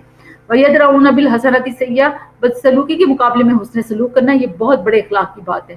نبی صلی اللہ علیہ وسلم کا اخلاق کیا تھا کہ ایک بدو نے آپ کی چادر اس طرح پکڑی کہ آپ کے جسم میں نشان پڑ گیا. اس نے کہا مجھے بھی اس مال میں سے دیجیے جو اللہ نے آپ کو دیا ہے. آپ دیکھ کر مسکرائے اور حکم دیا کہ اس کو کچھ دے دیا جائے، برائی کے بدلے بھلائی. یعنی آپ صلی اللہ علیہ وسلم نے اس کی تکلیف والے رویے پر بھی احسان کا معاملہ کیا. پھر یہاں پر ایک دوسری گروہ کی بات ہو رہی ہے، یعنی پھر کمپیریزن. نہ اللہ کا حق دیتے ہیں نہ بندوں کا حق دیتے ہیں. دنیا میں بھی عذاب ہوگا، آخرت میں بھی عذاب ہوگا. حالانکہ آخرت کے مقابلے میں دنیا کی زندگی حقیر ہے، سمندر کے مقابلے میں ایک قطرہ بھی نہیں. دل اللہ کے ذکر سے ہی اصل میں اطمینان پاتے ہیں. جب بھی دل گھبرائے تلاوت شروع کر دیں، جب تک چین نہ آ جائے اس کو پڑھتے رہیں. قرآن کے ذریعے سے دل کو بہت اطمینان ملتا ہے. راحت پانے کا سب سے بڑا ذریعہ قرآن ہے. یہ ایمان کی ایک مشعل ہے، اطمینان کا راستہ ہے اور بہترین ذکر ہے. اور قرآن کی تلاوت کے ساتھ ساتھ قرآن کو سمجھنا اور پھر اس کو عمل کرنا، یعنی قرآن سیکھنے سکھانا جو ہے نا زندگی کا، یہ ایک وتیرہ بنا لیں کہ یہ اس کو ہم نے حاصل کرنا ہے. اور انشاءاللہ اس کے ساتھ ساتھ سارے غم جو ہیں وہ دور ہوتے چلے جائیں گے. آیت نمبر 41 میں زمین کو گھٹانے کے متعلق جو بات آئی کہ یہ بات تو اب سائنٹیفکلی بھی ثابت ہو چکی ہے کہ زمین سکڑ رہی ہے. یعنی یہاں پر زمین کا سکڑنا اس معنی میں ہے کہ زیادہ لوگ مسلمان ہو رہے ہیں. ایک تو یہ مطلب ہے اہل کفر کے لیے زمین تنگ ہوتی جا رہی ہے، اور اس کے علاوہ سائنٹیفکلی بھی جو ہے زمین سکڑ رہی ہے. یعنی آنکھیں بند ہوتے ہی ہر انسان کے سامنے حقیقت آ جائے گی. اللہ ہر وہ شخص جو کتاب الہی کا علم رکھتا ہے پہچانتا ہے کہ میں اللہ کا رسول ہوں. اور پھر ہے سورہ ابراہیم، یہ جہالت کے اندھیرے، کفر کے اندھیرے، غموں کے اندھیرے، پریشانیوں کے اندھیرے، مایوسی کے اندھیرے. کتاب ان سارے اندھیروں سے انسان کو نکالتی ہے، اور یہ اس کتاب کے آنے کا مقصد بھی ہے. کون ہے اللہ جس کی طرف لائیں، وہ جو ہر چیز کا مالک ہے. یہاں یستحبون کا لفظ استعمال ہوا ہے جس کا مطلب ہے دنیا کو ناجائز طریقے سے طلب کرنا. جو شخص آخرت کی نعمتوں کے مقابلے میں دنیا اور اس کی زینت کو ترجیح دیتا ہے، دنیا کی نعمتوں میں زندہ رہنا چاہتا ہے، اس کو پسند کرتا ہے، اس کے ساتھ ساتھ اللہ کی طرف جانے سے لوگوں کو روکتا ہے. کیونکہ جو خود دنیا سے محبت رکھتے ہیں، جن کا مقصد دنیا ہی دنیا ہوتا ہے، وہ اگر کسی کو دیکھیں کہ وہ دنیا سے ذرا کنارہ کشی کر کے اللہ کی طرف جا رہا ہے تو اس کے بھی پیچھے پڑ جاتے ہیں اور اس کو بھی روکتے ہیں. لوگوں کو پسند نہیں آتا. آپ ذرا سا پردہ حجاب شروع کریں تو بہت سارے لوگ آپ کو کہیں کیا کر رہی ہے، تمہیں کیا ہو گیا ہے. اور پھر ہوتا کیا ہے، آپ کبھی کر کے دیکھیں، وہ ایسے دوست ہوتے ہیں جن کو آپ دوست سمجھتے ہیں، کچھ دن گزرتے ہیں وہ آپ کو انہوں نے چھوڑ ہی دینا ہوتا ہے. تو جن کو اپنا سمجھ رہے ہیں وہ اصل میں اپنے نہیں ہیں، وہ اصل میں کسی کے بھی نہیں ہیں. کیونکہ جو اللہ کا نہ بنا وہ کس کا بنے گا. رسول نے قوم کی زبان میں بات کی تاکہ جو لینگویج بیریئر ہے وہ نہ ہو. اسی لیے جو نبی بھی آئے جس علاقے میں آئے ان کی زبان بھی وہی ہوتی تھی. اور شکر پہ چونکہ قرآن میں بہت زیادہ آیات آتی ہیں، جتنا شکر انسان کر سکتا ہے کرے. اور سچا شکر، یعنی کہ اپنے اندر جب انکساری اور عاجزی لائیں گے اور اللہ کا شکر ادا کریں گے. اس کے بارے میں ابن قیم کہتے ہیں کہ پس جو شخص نعمت کو نہیں پہچانتا کہ یہ نعمت ہے، جیسے اسلام نعمت ہے، یا کوئی تکلیف بھی نعمت ہے جیسے بلیسنگ ان ڈسگائز جس کو کہتے ہیں، وہ اس سے جاہل ہے تو وہ اس کا شکر بھی ادا نہیں کرتا. اس لیے مومن تکلیف میں بھی اللہ کا شکر ادا کرتا ہے. یہ بھی کسی فائدے کے لیے ہی ہے. یا تو دنیا میں کوئی فائدہ ہوگا یا آخرت میں گناہ معاف ہو جائیں گے. اسی طرح ابن قیم کہتے ہیں کہ وہ نعمت کو تو پہچانتا ہے لیکن اس نعمت کے دینے والے کو نہیں پہچانتا. پھر یہ بھی کہتے ہیں کہ جو نعمت اور نعمت دینے والے کو پہچانتا ہے لیکن اس نعمت کا انکار کرتا ہے تو وہ بھی ناشکرا ہے. پھر نعمت عطا کرنے والے کو پہچانتا ہے, اس کا اقرار بھی کرتا ہے, اس کا انکار نہیں کرتا, لیکن نعمت دینے والے کے لیے عاجزی اختیار نہیں کرتا, نہ اس سے محبت کرتا ہے, نہ اس سے راضی ہوتا ہے, تو وہ بھی شکر ادا نہیں کرتا. تو اصل میں شکر کیا ہے کہ نعمت کو پہچاننا, نعمت کا اقرار کرنا, نعمت دینے والے کے سامنے عاجزی اختیار کرنا, اس سے محبت کرنا, اس سے راضی ہونا, اور اس نعمت کو دینے والی کی محبوب جگہ اور اس کے اطاعت کے کام میں خرچ کرنا. تو دراصل یہ ہے شکر, جسے شکر ادا کرنا کہتے ہیں. ایک کتاب ہے شکر گزار کہاں ہیں, اس میں سب کچھ شکر کی اتنی زبردست تعریف ڈیفینیشن بتائی گئی ہیں, اور پھر شکر سے زیادہ پازیٹیو بیہیویئر کوئی نہیں ہے. انعام پر, نعمت پر اللہ کا شکر ادا کر کے اللہ کا فضل اور بھی بڑھ جاتا ہے, اور اللہ تعالیٰ انسان کو پھر مزید سے مزید نیکیوں کی توفیق دیتے ہیں.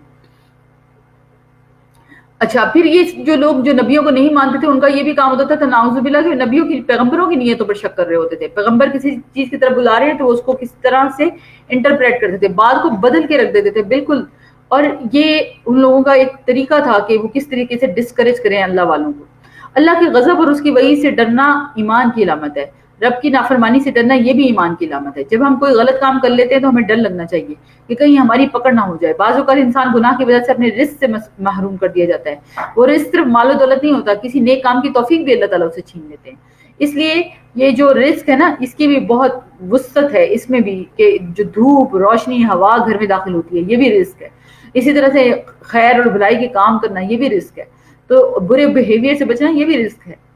ابراہیم تیمی کہتے ہیں کہ کافر کو موت اس کے جسم کی ہر جگہ سے آئے گی, حتیٰ کہ اس کے بالوں کے کناروں سے بھی. اس کے جسم کی ہر جگہ میں پائے جانے والی دردوں اور تکلیفوں کی وجہ سے ہر طرف سے موت اس کو گھیرے ہوئے ہوگی. دہاق کہتے ہیں کہ اس کے پاس موت ہر جانب اور ہر جگہ سے آتی ہے, یہاں تک کہ اس کے پاؤں کے انگوٹھوں سے بھی, یعنی ہر طرف سے منزہ اور سکرات میں پکڑا ہوا ہوگا. ہدایت کی رغبت دنیا میں ہی ہو جانی چاہیے, آخرت میں اس کا کوئی فائدہ نہیں. اب یہاں سے خطبہ شیطان شروع ہوتا ہے کہ جب سارے انسانوں کا فیصلہ ہو چکے گا, جنت والے جنت میں چلے جائیں گے, جہنم والے جہنم میں چلے جائیں گے, شیطان ایک خطبہ دے گا. کیا کہے گا؟ ابلیس جہنم میں جا کے جو تقریر کرے گا اس کا مقصد کیا ہے, جو ہونا تھا وہ ہو چکا, تاکہ لوگوں کو اور زیادہ غم میں مبتلا کرے, ان کو حسرتیں دلائے, انہیں مزید خسارے میں ڈالے, ان کو پریشان کرے. ایک شخص آپ کو دھوکہ دیتا ہے, آپ کو پتہ نہیں چلتا, تو آپ کا غم آدھا ہوتا ہے. لیکن جب آپ کو پتہ چلتا ہے کہ اس نے آپ کو چیٹ کیا, تو پھر کیا ہوتا ہے؟ اگر وہ شخص بدتمیز ہو کر آپ کے منہ پر آ کر بولنے لگے کہ میں نے کیا ہے تمہارے ساتھ, تو وہ اور زیادہ دکھی کر دیتا ہے انسان کو. تو شیطان اصل میں اسی طرح کا رویہ اختیار کرتا ہے. پھر سلام کا حکم دیا جا رہا ہے کہ جب بھی تم ایک دوسرے سے ملو تو ایک دوسرے کو سلام کیا کرو. اللہ تعالیٰ اپنے بندوں کو سلام بھیجے گا. مومن بندے ایک دوسرے کو ملاقات پر سلام کہیں گے. فرشتے صبح شام سلام کرنے آئیں گے. سلام ہی سلام کی پکار عام ہوگی. تو کیا ہم دنیا میں سلام کرتے ہیں؟ ہمیں دیکھنا ہے کہ کیا ہم ہائے اور یہ جو ایک دوسرے کو بعض اوقات پکارنے کے لیے مختلف قسم کے کلمات بول رہے ہوتے ہیں, اس کی جگہ پر کیا کہنا چاہیے؟ کسی بھی زبان کو بولتے ہوئے بھی السلام علیکم. یعنی یہ ایک دعا بھی ہے, یہ اللہ کو پسند بھی ہے, یہ جنت میں جانے والا عمل بھی ہے. تو یہ سارے اذکار جو ہیں, بسم اللہ, الحمدللہ, یہ سارے کے سارے انسان کے درجات کو بلند کرنے کا باعث بنتے ہیں. اور جنت تو سراسر سلامتی ہے. تو جو شخص دنیا میں سلام کرتا ہوگا تو جنت میں بھی سلام کو ہی رواج دیا جائے گا. اور اللہ اپنے بندوں کو, جب آپ دیکھیں سورہ یاسین میں آتا ہے سلام قول من رب الرحیم, یعنی اللہ تعالیٰ اپنے بندوں کو سلام کریں گے. تو اس سورہ ابراہیم کی جو آیت 24 ہے نا, یہ پوری چائلڈ سائیکالوجی کی آیت ہے. اس کے اوپر پورا لیکچر کیا ہے, تو بہت سارا کچھ ہے, کہ جہاں پر اللہ تعالیٰ نے مومن کے بارے میں فرمایا کہ شجرۃ طیبہ. حدیث سے پتہ چلتا ہے کہ یہ کھجور کا درخت ہے. نبی صلی اللہ علیہ وسلم کے پاس کھجور کے درخت کا خوشہ لایا گیا, تو آپ نے یہ آیت پڑھی, الم تر کیف ضرب اللہ مثلا. اچھا, یہ جو آیت ہے نا کہ کیا تم نے نہیں دیکھا کہ اللہ اپنی مثالیں ایسے بیان کرتا ہے, اور پھر پوچھا, تو اس میں عبداللہ بن عمر کہتے ہیں کہ مجھے پتا تھا کہ یہ کھجور کا درخت, لیکن میں نے بولا نہیں, اور بعد میں آپ صلی اللہ علیہ وسلم نے فرمایا کہ یہ اس کا مطلب کھجور کا درخت ہے. اور اس میں آپ کھجور کے درخت کو اگر انسانی نفسیات اور بلکہ پوری بچے کی ڈیولپمنٹ کے ساتھ اس کو کمپیئر کریں تو یہ اتنا زبردست ریلیشن شپ ہے, کیونکہ درخت کے بارے میں آپ یاد رکھیں کہ جو اس کی جڑیں ہوتی ہیں وہ اصل میں انسان کا عقیدہ ہے, جو اس کے پلرز ہیں وہ انسان کی ساری 5 پلرز آف اسلام ہیں, جو اس کی برانچز ہیں وہ انسان کی ڈیلنگز ہیں, اور جو اس کا پھل ہے وہ اخلاق ہے. تو درخت کی جو ریلیشن میں اگر اس کی نفسیات کو پورا سمجھیں تو یہ پوری ایک چائلڈ سائیکالوجی کا لیکچر ہے. یعنی اگر ہم, کیونکہ اس کی روٹس جو ہوتی ہیں وہ انورٹڈ وی شیپ میں ہوتی ہیں, اور وی شیپ میں ہونے کا مطلب ایک حصہ لا الہ الا اللہ اور دوسرا حصہ محمد رسول اللہ، یعنی مومن کا ایمان اسی طرح ہے، توحید اور رسالت. اور پھر آپ یہ دیکھیں گے کہ اس کی روٹس جو ہے وہ 5 سال میں ڈیولپ ہوتی ہیں، پھر درخت تنا بنتا ہے 5 سے 7 سال. اور آپ دیکھیں کہ ہمارے دین میں 7 سال پہ نماز فرض ہوتی ہے، یعنی نماز پڑھنا شروع کر دو، اور 10 سال پہ پھر اس کو چھوڑنا نہیں ہے.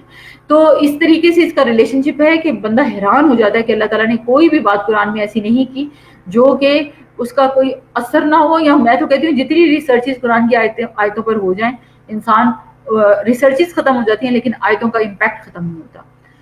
ایمان بھی 3 چیزوں کے بغیر مکمل نہیں ہوتا: دل کی تصدیق ہو، زبان سے اقرار ہو اور اظہار ہو، اور جسم سے اس کا عمل ہو. یعنی ایمان کے 3 حصے ہیں: تصدیق، اقرار اور عمل. دل سے تصدیق، زبان سے اقرار اور جوارح سے عمل. اور جتنا جتنا یہ کریں گے درخت اتنا تناور ہوگا، اتنا پھل دے گا. اور کھجور کے درخت کے پھل کے بارے میں بھی آتا ہے کہ یہ تو 100 سال تک پھل دیتا ہے، اور اس کی جو ہر چیز فائدہ مند ہے. یعنی کھجور کی جو گٹھلی ہوتی ہے نا، اس سے بھی آپ کو پتا ہے آج کل یہ پتہ چلتا ہے کہ ہارٹ پیشنٹس کے لیے دوائی بنتی ہے. تو یعنی مومن ایسا انسان ہوتا ہے کہ وہ کھجور کے درخت کی طرح ایور گرین ہوتا ہے، ہر وقت دوسروں کو فائدہ کرتا ہے اور فائدہ ہی دیتا رہتا ہے. اور یہی وہ چیز ہے جو اس کو کامیابی کی دلیل بھی بنتی ہے. دوسری طرف جو اللہ تعالیٰ نے آیت 26 میں بیان کیا، وہ مثل کلمۃ خبیثۃ، یعنی کشجرۃ خبیثہ، یعنی جو جڑی بوٹیاں سی ہوتی ہیں، یعنی جو نقصان دہ درخت، یعنی جس کا کوئی جڑ ہی نہیں ہوتی، کانٹوں والے ہوتے ہیں. استغفر اللہ. یعنی دوسری طرف وہ لوگ ہیں جو کہ کلمے پر قائم نہیں ہیں. تو دنیا میں ان کو استقامت جن لوگوں کو نصیب ہوتی ہے وہ اچھے کام کرنے کی، وہ بھی اللہ عطا کرتے ہیں اپنے بندوں کو. نبی صلی اللہ علیہ وسلم نے فرمایا مومن جب اپنی قبر میں بٹھایا جاتا ہے تو اس کے پاس فرشتے آتے ہیں، پھر وہ شہادت دیتا ہے کہ اللہ کے سوا کوئی معبود نہیں اور بے شک محمد صلی اللہ علیہ وسلم اللہ کے رسول ہیں. تو یہ اللہ کے اس فرمان کی تعبیر ہے. یعنی یہ جو آیت ہے یثبت اللہ الذین آمنوا بالقول الثابت فی الحیات الدنیا وفی الآخرہ. اور آخرت کی پہلی منزل قبر ہے، لیکن جو ظالم ہے ان کو اللہ تعالیٰ حق بات سے محروم رکھیں گے. ظالم کو ان کی قبروں میں کلمہ نصیب نہیں ہوگا. اور اس لیے انسان کو ہمیشہ اپنی موت کی فکر کرتے رہنا چاہیے، کیونکہ دیکھیے موت تو آ کر رہنی ہے، لیکن موت کی تیاری، کیونکہ موت ایک دروازہ ہے زندگی میں جسم اور روح کو علیحدہ کر دینے کا. اور اس کے بعد جو زندگی میں انسان داخل ہوگا وہ زندگی ہمیشہ کی زندگی ہوگی.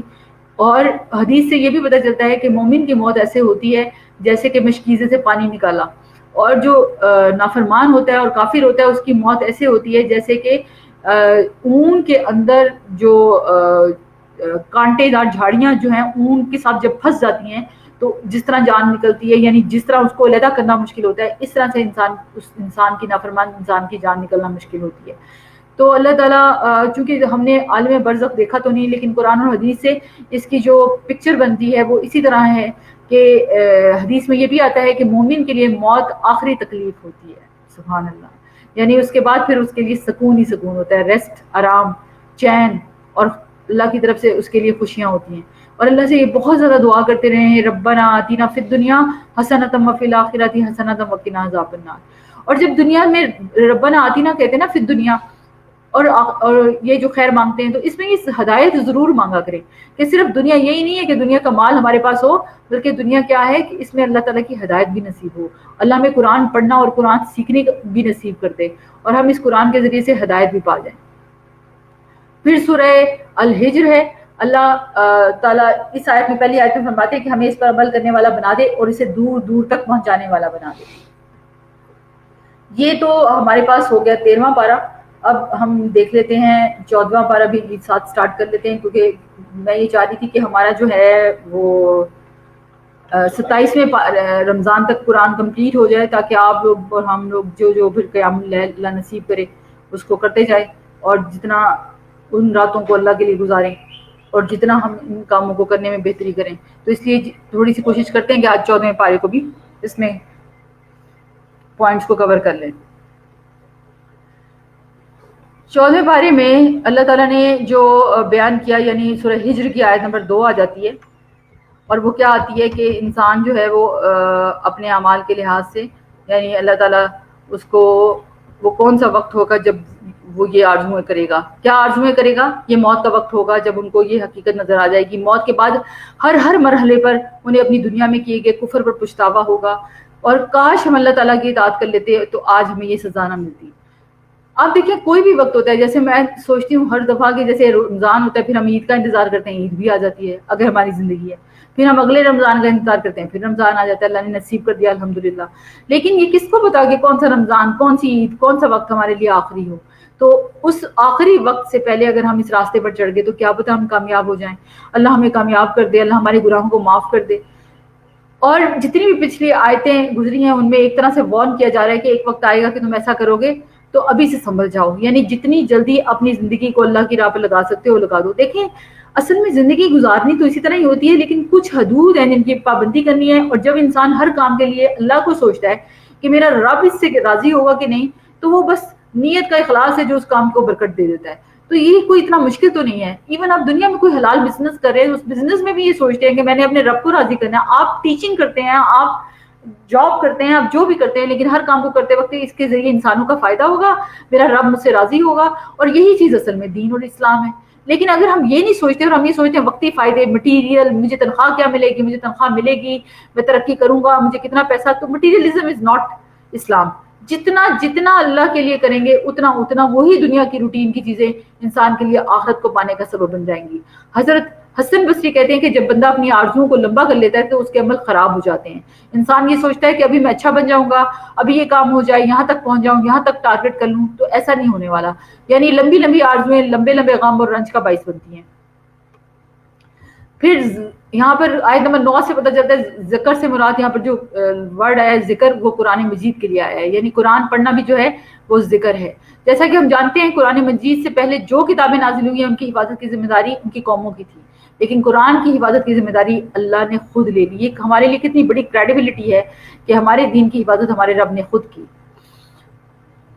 اور پھر اس طرح سے ہماری امت میں الحمدللہ یہ جو حفاظ ہیں، کہ ان کو قرآن کا ایک ایک لفظ یاد ہے، یہ اللہ کا کتنا بڑا معجزہ ہے جو اللہ تعالیٰ قرآن کو سینوں میں محفوظ کر دیتا ہے.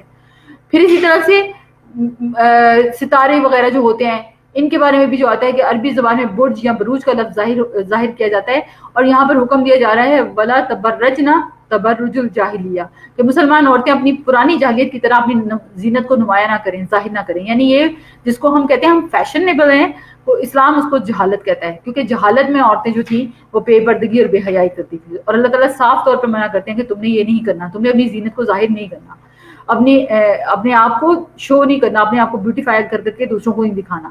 اللہ تعالیٰ جب فرشتوں کو ایک امر دیتے ہیں تو اس وقت فرشتوں کے اوپر ایک بے ہوشی کی سی کیفیت آری ہوتی ہے، اور انہیں ایک خاص قسم کی آواز سنائی دیتی ہے. جب وہ ہوش میں آتے ہیں تو مقرب فرشتوں سے پوچھتے ہیں کہ ہمارے رب نے کیا نازل کیا، ہمارے لیے کیا حکم ہے، اور وہ پھر ایک کے بعد ایک کو وہ حکم آگے دیتے چلے جاتے ہیں. اتنے میں شیاطین بھی وہاں آ جاتے ہیں اور وہ سننا چاہتے ہیں، اور پھر ان کو وہاں سے بگایا جاتا ہے اور ستارہ مارا جاتا ہے، جس کو ہم شہاب ثاقب کہتے ہیں. یہ حدیثوں سے پتہ چلتا ہے. اللہ تعالیٰ نے ساری مخلوقات کے رزق کا انتظام خود کر رکھا ہے، اس لیے رزق کے لیے ورڈ نہیں ہونا چاہیے. رزق کے لیے کوشش ٹھیک ہے، حلال رزق کمانے کے لیے، لیکن پریشان نہیں ہونا چاہیے، کیونکہ رزق دینے والی ذات اللہ ہے، اور اللہ اپنے ہر بندے کو رزق دیتا ہے، چاہے وہ گناہگار ہی کیوں نہ ہو، چاہے وہ کافر اور مشرک ہی کیوں نہ ہو. کیونکہ دنیا اللہ تعالیٰ نے انسان کے اوپر نہیں رکھی ہوئی، بلکہ اللہ نے رزق کا وعدہ ہر ایک کے ساتھ کر رکھا ہے اور وہ دے گا. انسان کی تخلیق میں تراب کا لفظ بھی آتا ہے، ہمائن مسنون کا بھی آتا ہے، سلسال خار کا بھی آتا ہے. یعنی تخلیق کی مختلف سٹیجز جو اسلام نے بیان کی، اور اس میں پوری ایمبریولوجی جو ہے وہ اللہ تعالیٰ نے ایک آیت میں سمو کر رکھ دی ہے. مطلب جتنا میڈیسن پڑھنے سے انسان کو اللہ کی آیات پہ یقین آ جانا چاہیے، لیکن مجھے سمجھ پھر بھی نہیں آتی کہ ہم سب لوگ قرآن کو بلکہ اپنی زندگی میں، یہ اپنی ایجوکیشن میں بھی دیکھتے ہیں کہ اللہ تعالیٰ کی یہ ساری گواہیاں موجود ہیں، لیکن اس کے باوجود بھی ہم راہ ہدایت کو پانے کی نہ کوشش کرتے ہیں، نہ اس طرف چلنے کی کوشش کرتے ہیں. تو اللہ تعالیٰ سے یہ بھی دعا کریں کہ اللہ تعالیٰ ہمیں توفیق دے کہ ہم اپنی زندگی میں یہ سب کچھ کرنے لگ جائیں کہ ہمیں قرآن کی آیات کو اپنی زندگی کے ساتھ ریلیٹ کر کے اپنی آخرت اور موت پر یقین آ جائے. اس وقت جو کرائسس گزر رہا ہے اس کو دیکھ کے لگتا ہے ایسے ہی ہے کہ ہر ایک ہم میں سے جو ہے وہ کیا کرے، صحیح راستے پر چڑھ جائے، لیکن ایسا نہیں ہوتا، کیونکہ ہماری پرسیپشنز نہیں بدلتی. جب تک ہماری پرسیپشنز نہیں بدلیں گی تب تک ہمارے ساتھ خیر کہاں سے آئے گا.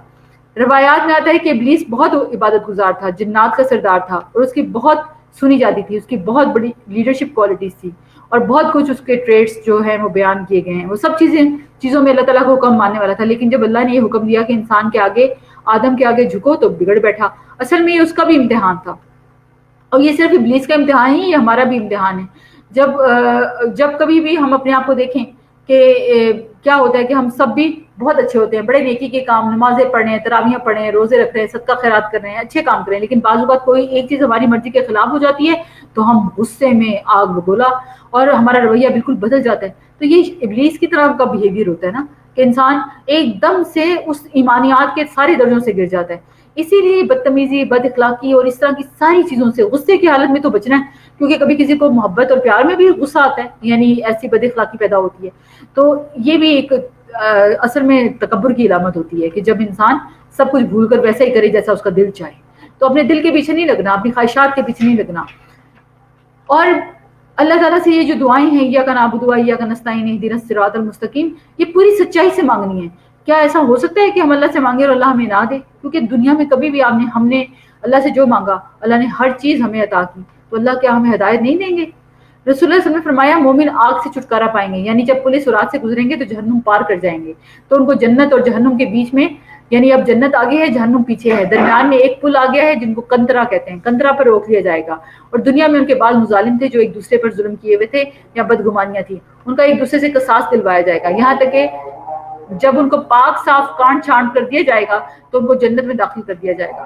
قسم ہے اس ذات کی جس کے ہاتھ میں محمد صلی اللہ علیہ وسلم کی جان ہے, ان میں سے ایک آدمی جنت میں اپنے گھر کو زیادہ جاننے والا ہوگا بنسبت اس کے کہ وہ جتنا دنیا میں اپنے گھر کا راستہ جانتا تھا.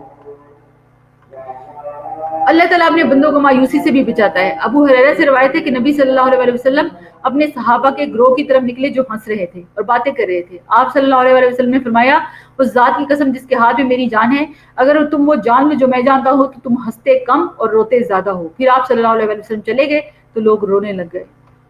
ایسی فکر تھی ان کو, ایسا یقین ہوتا تھا ان کو رسول اللہ صلی اللہ علیہ وسلم کی باتوں پر, اور پھر وہ ہنسی ٹھٹوں میں زندگی نہیں گزارتے تھے, پھر وہ سنجیدگی کے ساتھ زندگی گزارتے تھے. اب سورہ نحل کے مطابق یہاں پر ایک بات جو نیا کانسیپٹ ہے وہ میں بتاتی جاؤں کہ علم نجوم کو بھی اللہ تعالیٰ کے نبی نے فرمایا کہ جادو کی قسم ہے. نبی صلی اللہ علیہ وسلم نے فرمایا جس نے علم نجوم حاصل کیا اس نے جادو کا ایک حصہ سیکھ لیا, جتنا زیادہ سیکھے گا اتنا ہی زیادہ جادو میں مبتلا ہوگا. اس لیے نجومی کا پیشہ اختیار کرنا بھی درست نہیں, جو جگہ جگہ بیٹھ جاتے ہیں, لوگوں کی قسمتوں کا حال بتاتے ہیں, اور ایون ان کی بات پر یقین رکھنا, یہ بھی ایک طرح سے ایمان کا انکار ہو جاتا ہے.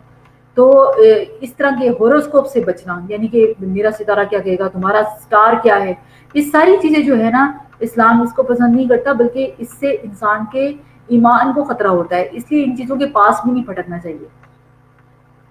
پھر اللہ تعالیٰ نے جو مختلف قوموں کا ذکر کیا کہ جب ان کے اوپر اللہ کے عذاب آتے تھے کیونکہ وہ جو کام کرتے تھے اللہ کی نافرمانی میں, جب وہ حد سے بڑھ جاتے تھے تو اللہ ان پر حجت تمام کرتے تھے, نبی بھیجتے تھے, پیغام پہنچ جاتے تھے, اور اس کے بعد ان کو ملیہ میٹ کر کے رکھ دیتے تھے.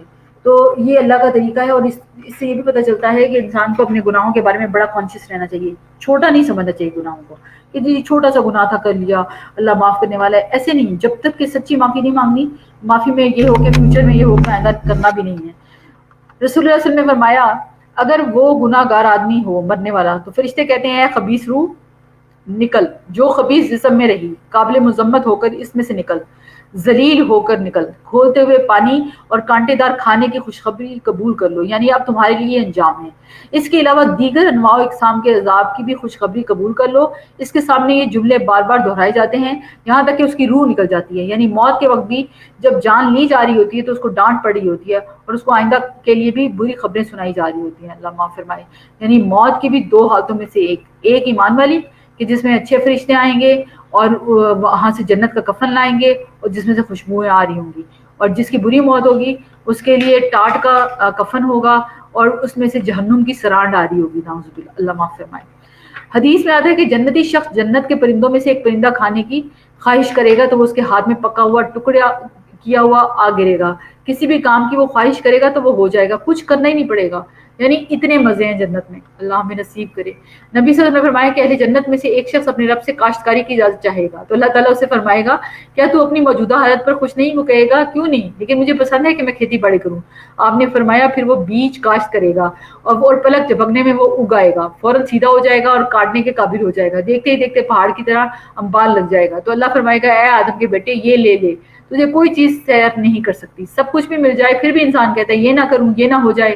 جو چیز اکٹھا کر چکا ہوتا ہے اسے انجوائے نہیں کرتا, مزید خریدنا خرچ کرنا یعنی خریدنے کے پیچھے چل پڑتا ہے. یہ انسان کی فطرت میں ہے. اور پھر زندگی کے بعد موت اور پھر موت کے بعد دوبارہ زندگی اور پھر اس زندگی کے بعد پھر موت اور پھر ہمیشہ کی زندگی انسان کو ملے گی. اور اس زندگی میں اگر اس تھوڑی سی زندگی کا ہم خیر, آپ دیکھیں کہ دنیا کے اوپر زمین کے اوپر زندگی جو ہے وہ انسان کی کتنی ہے, 60 سال 70 سال 80 سال, اور زمین کے نیچے زندگی جو ہے وہ کتنے لاکھوں 100 سال بھی ہو سکتی ہے. تو اس زندگی کی ہمیں پرواہ کیوں نہیں ہے کہ ہم اسی کے اوپر رزلٹ دیے جائیں گے, جو کچھ ہم اس تھوڑی سی زندگی میں کرتے ہیں اسی کے نتیجے ہمیں اس دنیا میں ملنے والے ہیں.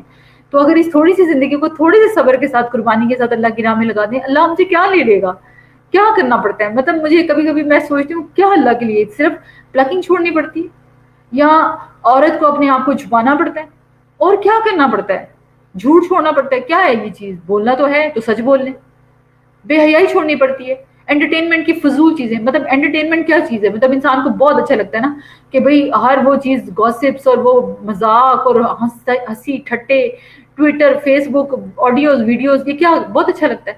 لیکن یہ سب کچھ کتنی دیر کے لیے ہے, کتنی دیر کا مزہ ہوتا ہے, تھوڑی دیر کے بعد بوریت ہونے لگ جاتی ہے. تو اگر آج دنیا میں کوئی نیکی کرتے وقت مشقت اٹھانی پڑتی ہے تو مشقت چلی جاتی ہے, نیکی باقی رہ جاتی ہے. لیکن جو بھی مزہ کرتے ہیں گناہ کر کے, تو وہ مزہ کب باقی رہتا ہے, مزہ چلا جاتا ہے, گناہ باقی رہ جاتا ہے. تو پایا کیا, حاصل کیا کیا.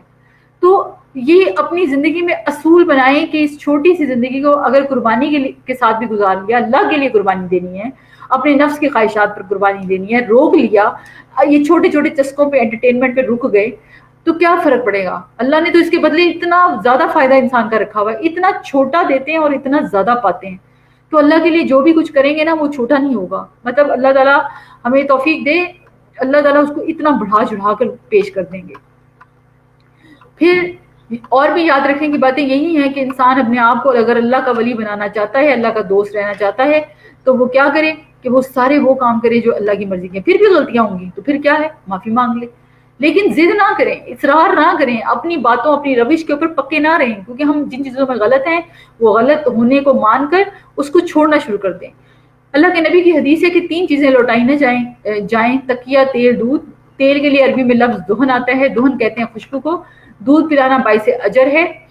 نبی صلی اللہ علیہ وسلم نے فرمایا جو شخص کسی کو ہدیے میں چاندی یا سونا دے, یا کسی کو مشکیزہ دے, یا کسی کو دودھ پلا دے, تو یہ ایسے ہے جیسے کسی غلام کو آزاد کرنا. یعنی آپ کے گھر مہمان آتے ہیں نا, تو ہم کیا پلاتے ہیں ان کو, فریزی ڈرنکس پڑا, ان سے کیا ان کو ملتا ہے, اصل میں آپ کے پاس اگر دودھ ہے تو ان کو دودھ پلائیں. دودھ اتنا پیارا تحفہ ہے, اور اللہ کے نبی نے فرمایا کہ اس پر تمہیں ایک غلام آزاد کرنے کا اجر ملے گا, یا اس کی آزادی کی قیمت.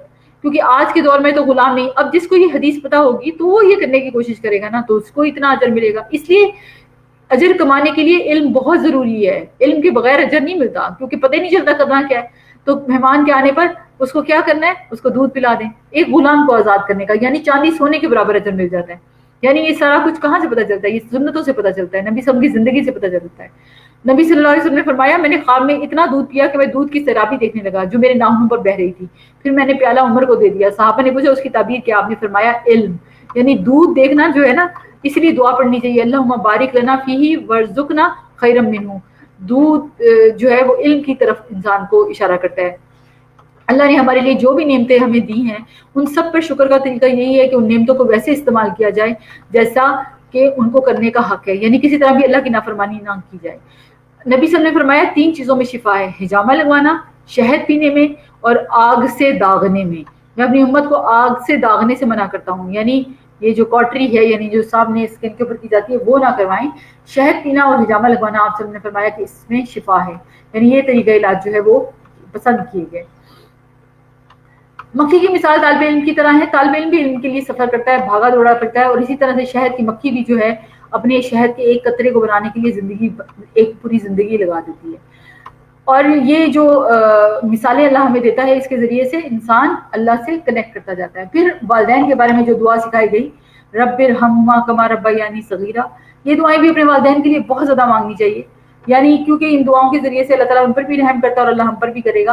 اور پھر ایسے مریضوں کے لیے بھی دعائیں کرنی چاہیے جو بیمار ہیں, کیونکہ اللہ تعالیٰ کو یہ پسند آتا ہے. حدیث میں آتا ہے کہ جب کوئی مومن کسی مومن کی غیر موجودگی میں اس کے لیے دعا کرتا ہے تو اس کے لیے فرشتے دعا کرتے ہیں, اور اللہ تعالیٰ کبھی فرشتوں کی دعاؤں کو ہوگا کہ وہ ہمارے حق میں قبول نہ فرمائیں. اس لیے دعائیں کرنے میں بھی کبھی بخل نہ کریں, جتنی دعائیں دوسروں کے لیے کر سکتے ہیں کریں, کیونکہ اللہ تعالیٰ ہمارے لیے پھر فرشتوں سے دعائیں کرا دیتے ہیں. اور پھر اللہ تعالیٰ نے جو تشکرون یعنی قرآن میں جو شکر کا ذکر ہے نا وہ اس قدر ہے، اور جتنا زیادہ پازیٹیو تھنکنگ ہوگی اتنا ہر عمل انسان کے لیے آسان ہوتا جاتا ہے۔ پھر پرندوں کی بات کی گئی ہے کہ پرندوں پر غور و فکر کرو۔ ابو ذر رضی اللہ عنہ کہتے ہیں کہ ہم نے رسول اللہ صلی اللہ علیہ وسلم کو چھوڑا، لیکن آپ کی زندگی میں جب کوئی پرندہ فضا میں اپنے اوپر پر پھڑپڑاتا آپ اس سے ہمارے لیے کوئی علم کی بات نکال لیتے۔ سبحان اللہ، یعنی کائنات کی نشانیوں سے اللہ کے نبی صحابہ کو فوراً یعنی کیا کرتے، ان کو اس چیز پر ابھارتے کہ وہ اس پر غور و فکر کریں۔ تو ہمیں بھی اللہ کی کائنات کی نشانیاں دیکھ کر یہ سوچنا چاہیے کہ ہم اللہ تعالیٰ سے کس طرح سے اللہ کی بڑائی کو ان چیزوں کے ذریعے سے بڑھاتے چلے جائیں، کیونکہ یہ بھی علم کا ایک ذریعہ بن جاتا ہے۔ اسی طرح گھروں کی نعمتیں، انسان چاہے 7 اسٹار ہوٹل میں بھی جا کر رہے نا، لیکن جو اس کی اپنی جھوپڑی ہوگی، جو اس میں سکون ہوگا وہ نہیں ہو سکتا، یہ ہم سب جانتے ہیں۔ تو یہ کتنا بڑا اللہ کا شکر ہے کہ اللہ نے ہمیں اپنے گھر دیے ہیں جس میں ہم امن اور ایمان کے ساتھ رہ رہے ہیں۔ آپ صلی اللہ علیہ وسلم پر اللہ کی وحی نازل ہوتی اور آپ کو ہر چیز اللہ کی وحی کے ذریعے سے پتہ چلتی، اور پھر گواہی ہوتی کس طرح، وہ علم کے ذریعے، یعنی آپ وہ علم دوسروں تک پہنچاتے۔ آیت 91 اور 90 میں یعنی قرآن مجید کی اس آیت کو سب سے جامع آیت قرار دیا گیا ہے۔ اس میں 3 کام کرنے کے ہیں اور 3 کام منع کیے گئے ہیں۔ ایک یہ کہ عدل سے کام کرو، یعنی عدل سے مراد فرائض ادا کرنا، عدل سے مراد اعتدال کی زندگی بسر کرنا بھی کہا جاتا ہے۔ بہت سارے میننگز ہیں اس کے اوپر پورا 2 گھنٹے کا لیکچر ہو سکتا ہے۔ دوسری چیز کیا ہے، کرنے کی احسان، یعنی دوسروں پر حق سے زیادہ دینا، خاص طور پر رشتہ داروں سے احسان کرنا، کیونکہ انسان برابری کا معاملہ کرنا چاہتا ہے، جیسا کریں گے ویسا بھریں گے، لیکن ایسا نہیں کرنا چاہیے بلکہ اور اچھا کرنے کی کوشش کرنی چاہیے۔ وہ نہ بھی کریں تو وہ کریں، وہ کم کریں تو زیادہ کریں، وہ بھول جائیں تو آپ یاد رکھیں، اور پھر آپ ان کو یاد رکھیں ہر خیر کے کام میں۔ رسول اللہ صلی اللہ علیہ وسلم نے فرمایا اپنی رشتہ داریوں کو تازہ رکھو، خواہ سلام کے ساتھ ہی کیوں نہ ہو، یعنی صرف سلام کر لو، اگر اس کے ذریعے سے سلامت رہتی ہے تو رشتہ داریوں کو سلامت رکھو۔ رشتہ داروں کو سلام دعا کرتے رہے، اصل میں جب بہت عرصے تک نہیں کرتے تو شرم آتی ہے، کہیں گے یاد آ گئے، ہم وہ کہتے ہیں، تو ان کو فون شون کرنا جو ہے نا یہ بھی ایک بہت بڑی نیکی ہے۔ اس طرح دوریاں دور ہو جاتی ہیں، لیکن جب انسان بہت کمیونیکیشن گیپ آ جائے تو پھر دوریاں بڑھ جاتی ہیں۔ اس لیے معاف کر دینا چاہیے، بات کر لینی چاہیے، چھوڑ دینا چاہیے۔ یہ جتنا کریں گے اتنا اللہ راضی ہوتا جاتا ہے، کیونکہ اس میں اللہ تعالیٰ نے بہت فائدے رکھے ہیں۔ صلہ رحمی سے عمر میں بھی اضافہ ہوتا ہے اور مال میں بھی برکت پڑتی ہے، اور اگر انسان کی زندگی اور جان اور صحت میں فائدہ ہو تو یہ تو دنیا میں کسی طرح بھی گھاٹے کا سودا نہیں ہے، اور اس سے بھی اوپر جو چیز اس کو ملتی ہے اس کو اللہ کی رضا ملتی ہے۔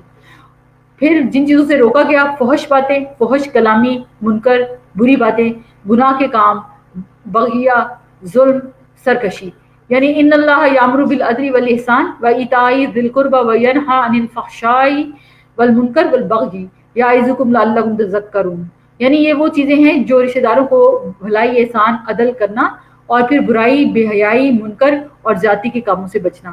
اور اس کے بارے میں وہ آتا بھی ہے کہ یہ جمعے کی نماز میں، ہر جمعے کی نماز میں پڑھی جاتی تھی۔ آیت 92 میں بعض لوگ کام کر لیتے ہیں لیکن غصے میں آتے ہیں وہی اٹھا کر پھینک دیتے ہیں، یعنی توڑ دیتے ہیں، جلا دیتے ہیں، اور آپ دیکھیں غصے میں ہوتا بھی یہی ہے کہ خود سارا دن کام کیا اس چیز کے اوپر اور پھر غصہ آیا اس کو اٹھا کے پھینکا، وہ ٹوٹ ٹوٹ۔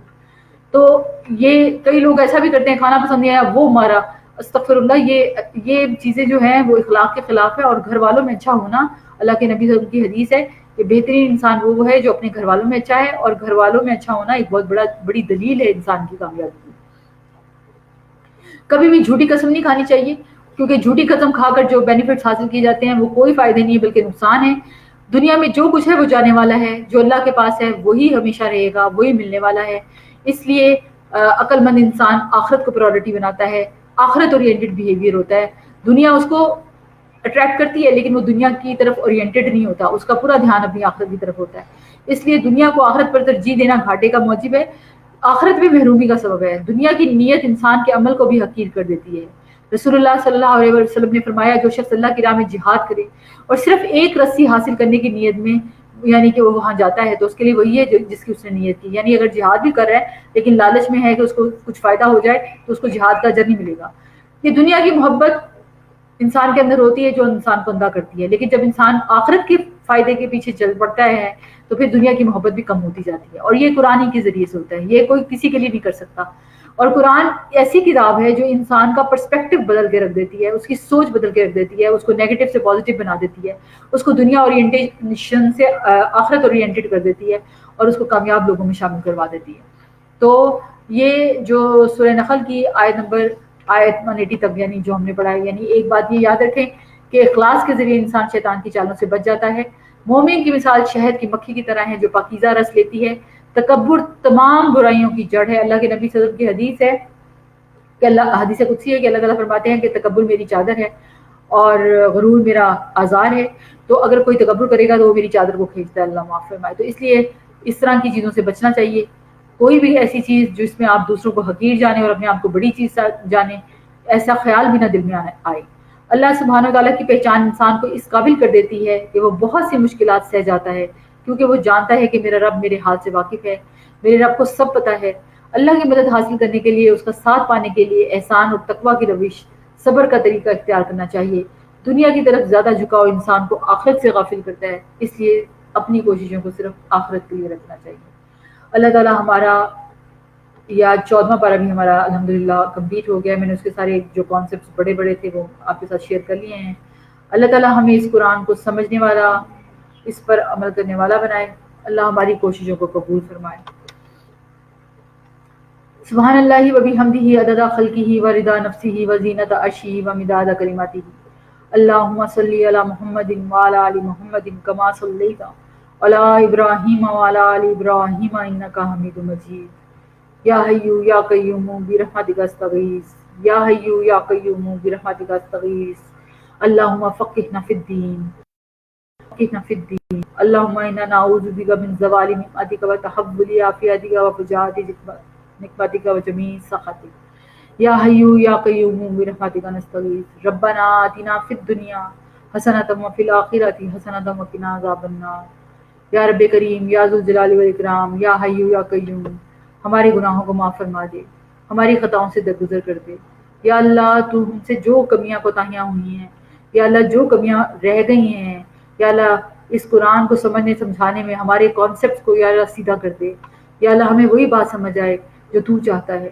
یا اللہ ہمیں وہی راستہ دکھائی دے جو آپ چاہتے ہیں.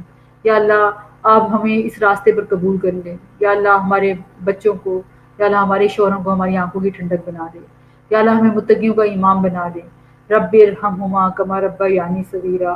یا اللہ تو ہمارے والدین پر رحم کر دے جیسے کہ انہوں نے ہم پر کیا. یا اللہ تو ان کے لیے ان کی ساری مشکلوں کو آسان کر دے. یا اللہ ان کی قبروں کو ٹھنڈا کر دے. یا اللہ ان کو جنت الفردوس عطا کر دے. ان کے لیے یا اللہ جنت کے دروازے کھول دے. یا اللہ جنت کی کھڑکیوں سے ہوا آئے. یا اللہ تو ہماری مشکلوں کو آسان کر دے. یا اللہ ہماری دنیا کو آخرت کی کھیتی بنا دے. یا اللہ ہمیں نبی صلی اللہ علیہ وآلہ وسلم کا سچا امتی بنا دے. یا اللہ نبی صلی اللہ علیہ وآلہ وسلم کے مشن کو پورا کرنے والا بنا دے. یا اللہ اس دنیا کے فتنوں سے ہمیں بچا لے. یا اللہ فتنہ دجال سے بچا لے. یا اللہ ہم سب کو صحت اور عافیت سے رکھنا. یا اللہ جو بیمار ہے، یا اللہ ہم میں سے جو جسمانی، روحانی، جذباتی کوئی بیماری بھی یا اللہ ہمیں ہے تو یا اللہ ان بیماریوں سے ہمیں بچا لے. ہم سب کو شفا عطا کر، ہمیں عافیت عطا کر، ہمیں اپنا خیر عطا کر، ہمارے مالوں، ہماری جانوں، ہمارے بچوں میں برکت عطا کر. یا اللہ تو ہم سے راضی ہو جا، نیکیوں کو، بھلائیوں کو کرنے کی توفیق عطا فرما اور ان کو قبول و منظور فرما لے. آمین ثم آمین. ربنا تقبل منا انک انت السمیع العلیم وتب علینا انک انت التواب الرحیم. وصلی اللہ تعالی علی خیر خلقہ محمد وعلی آلہ وصحبہ اجمعین برحمتک یا ارحم الراحمین. الہ آمین.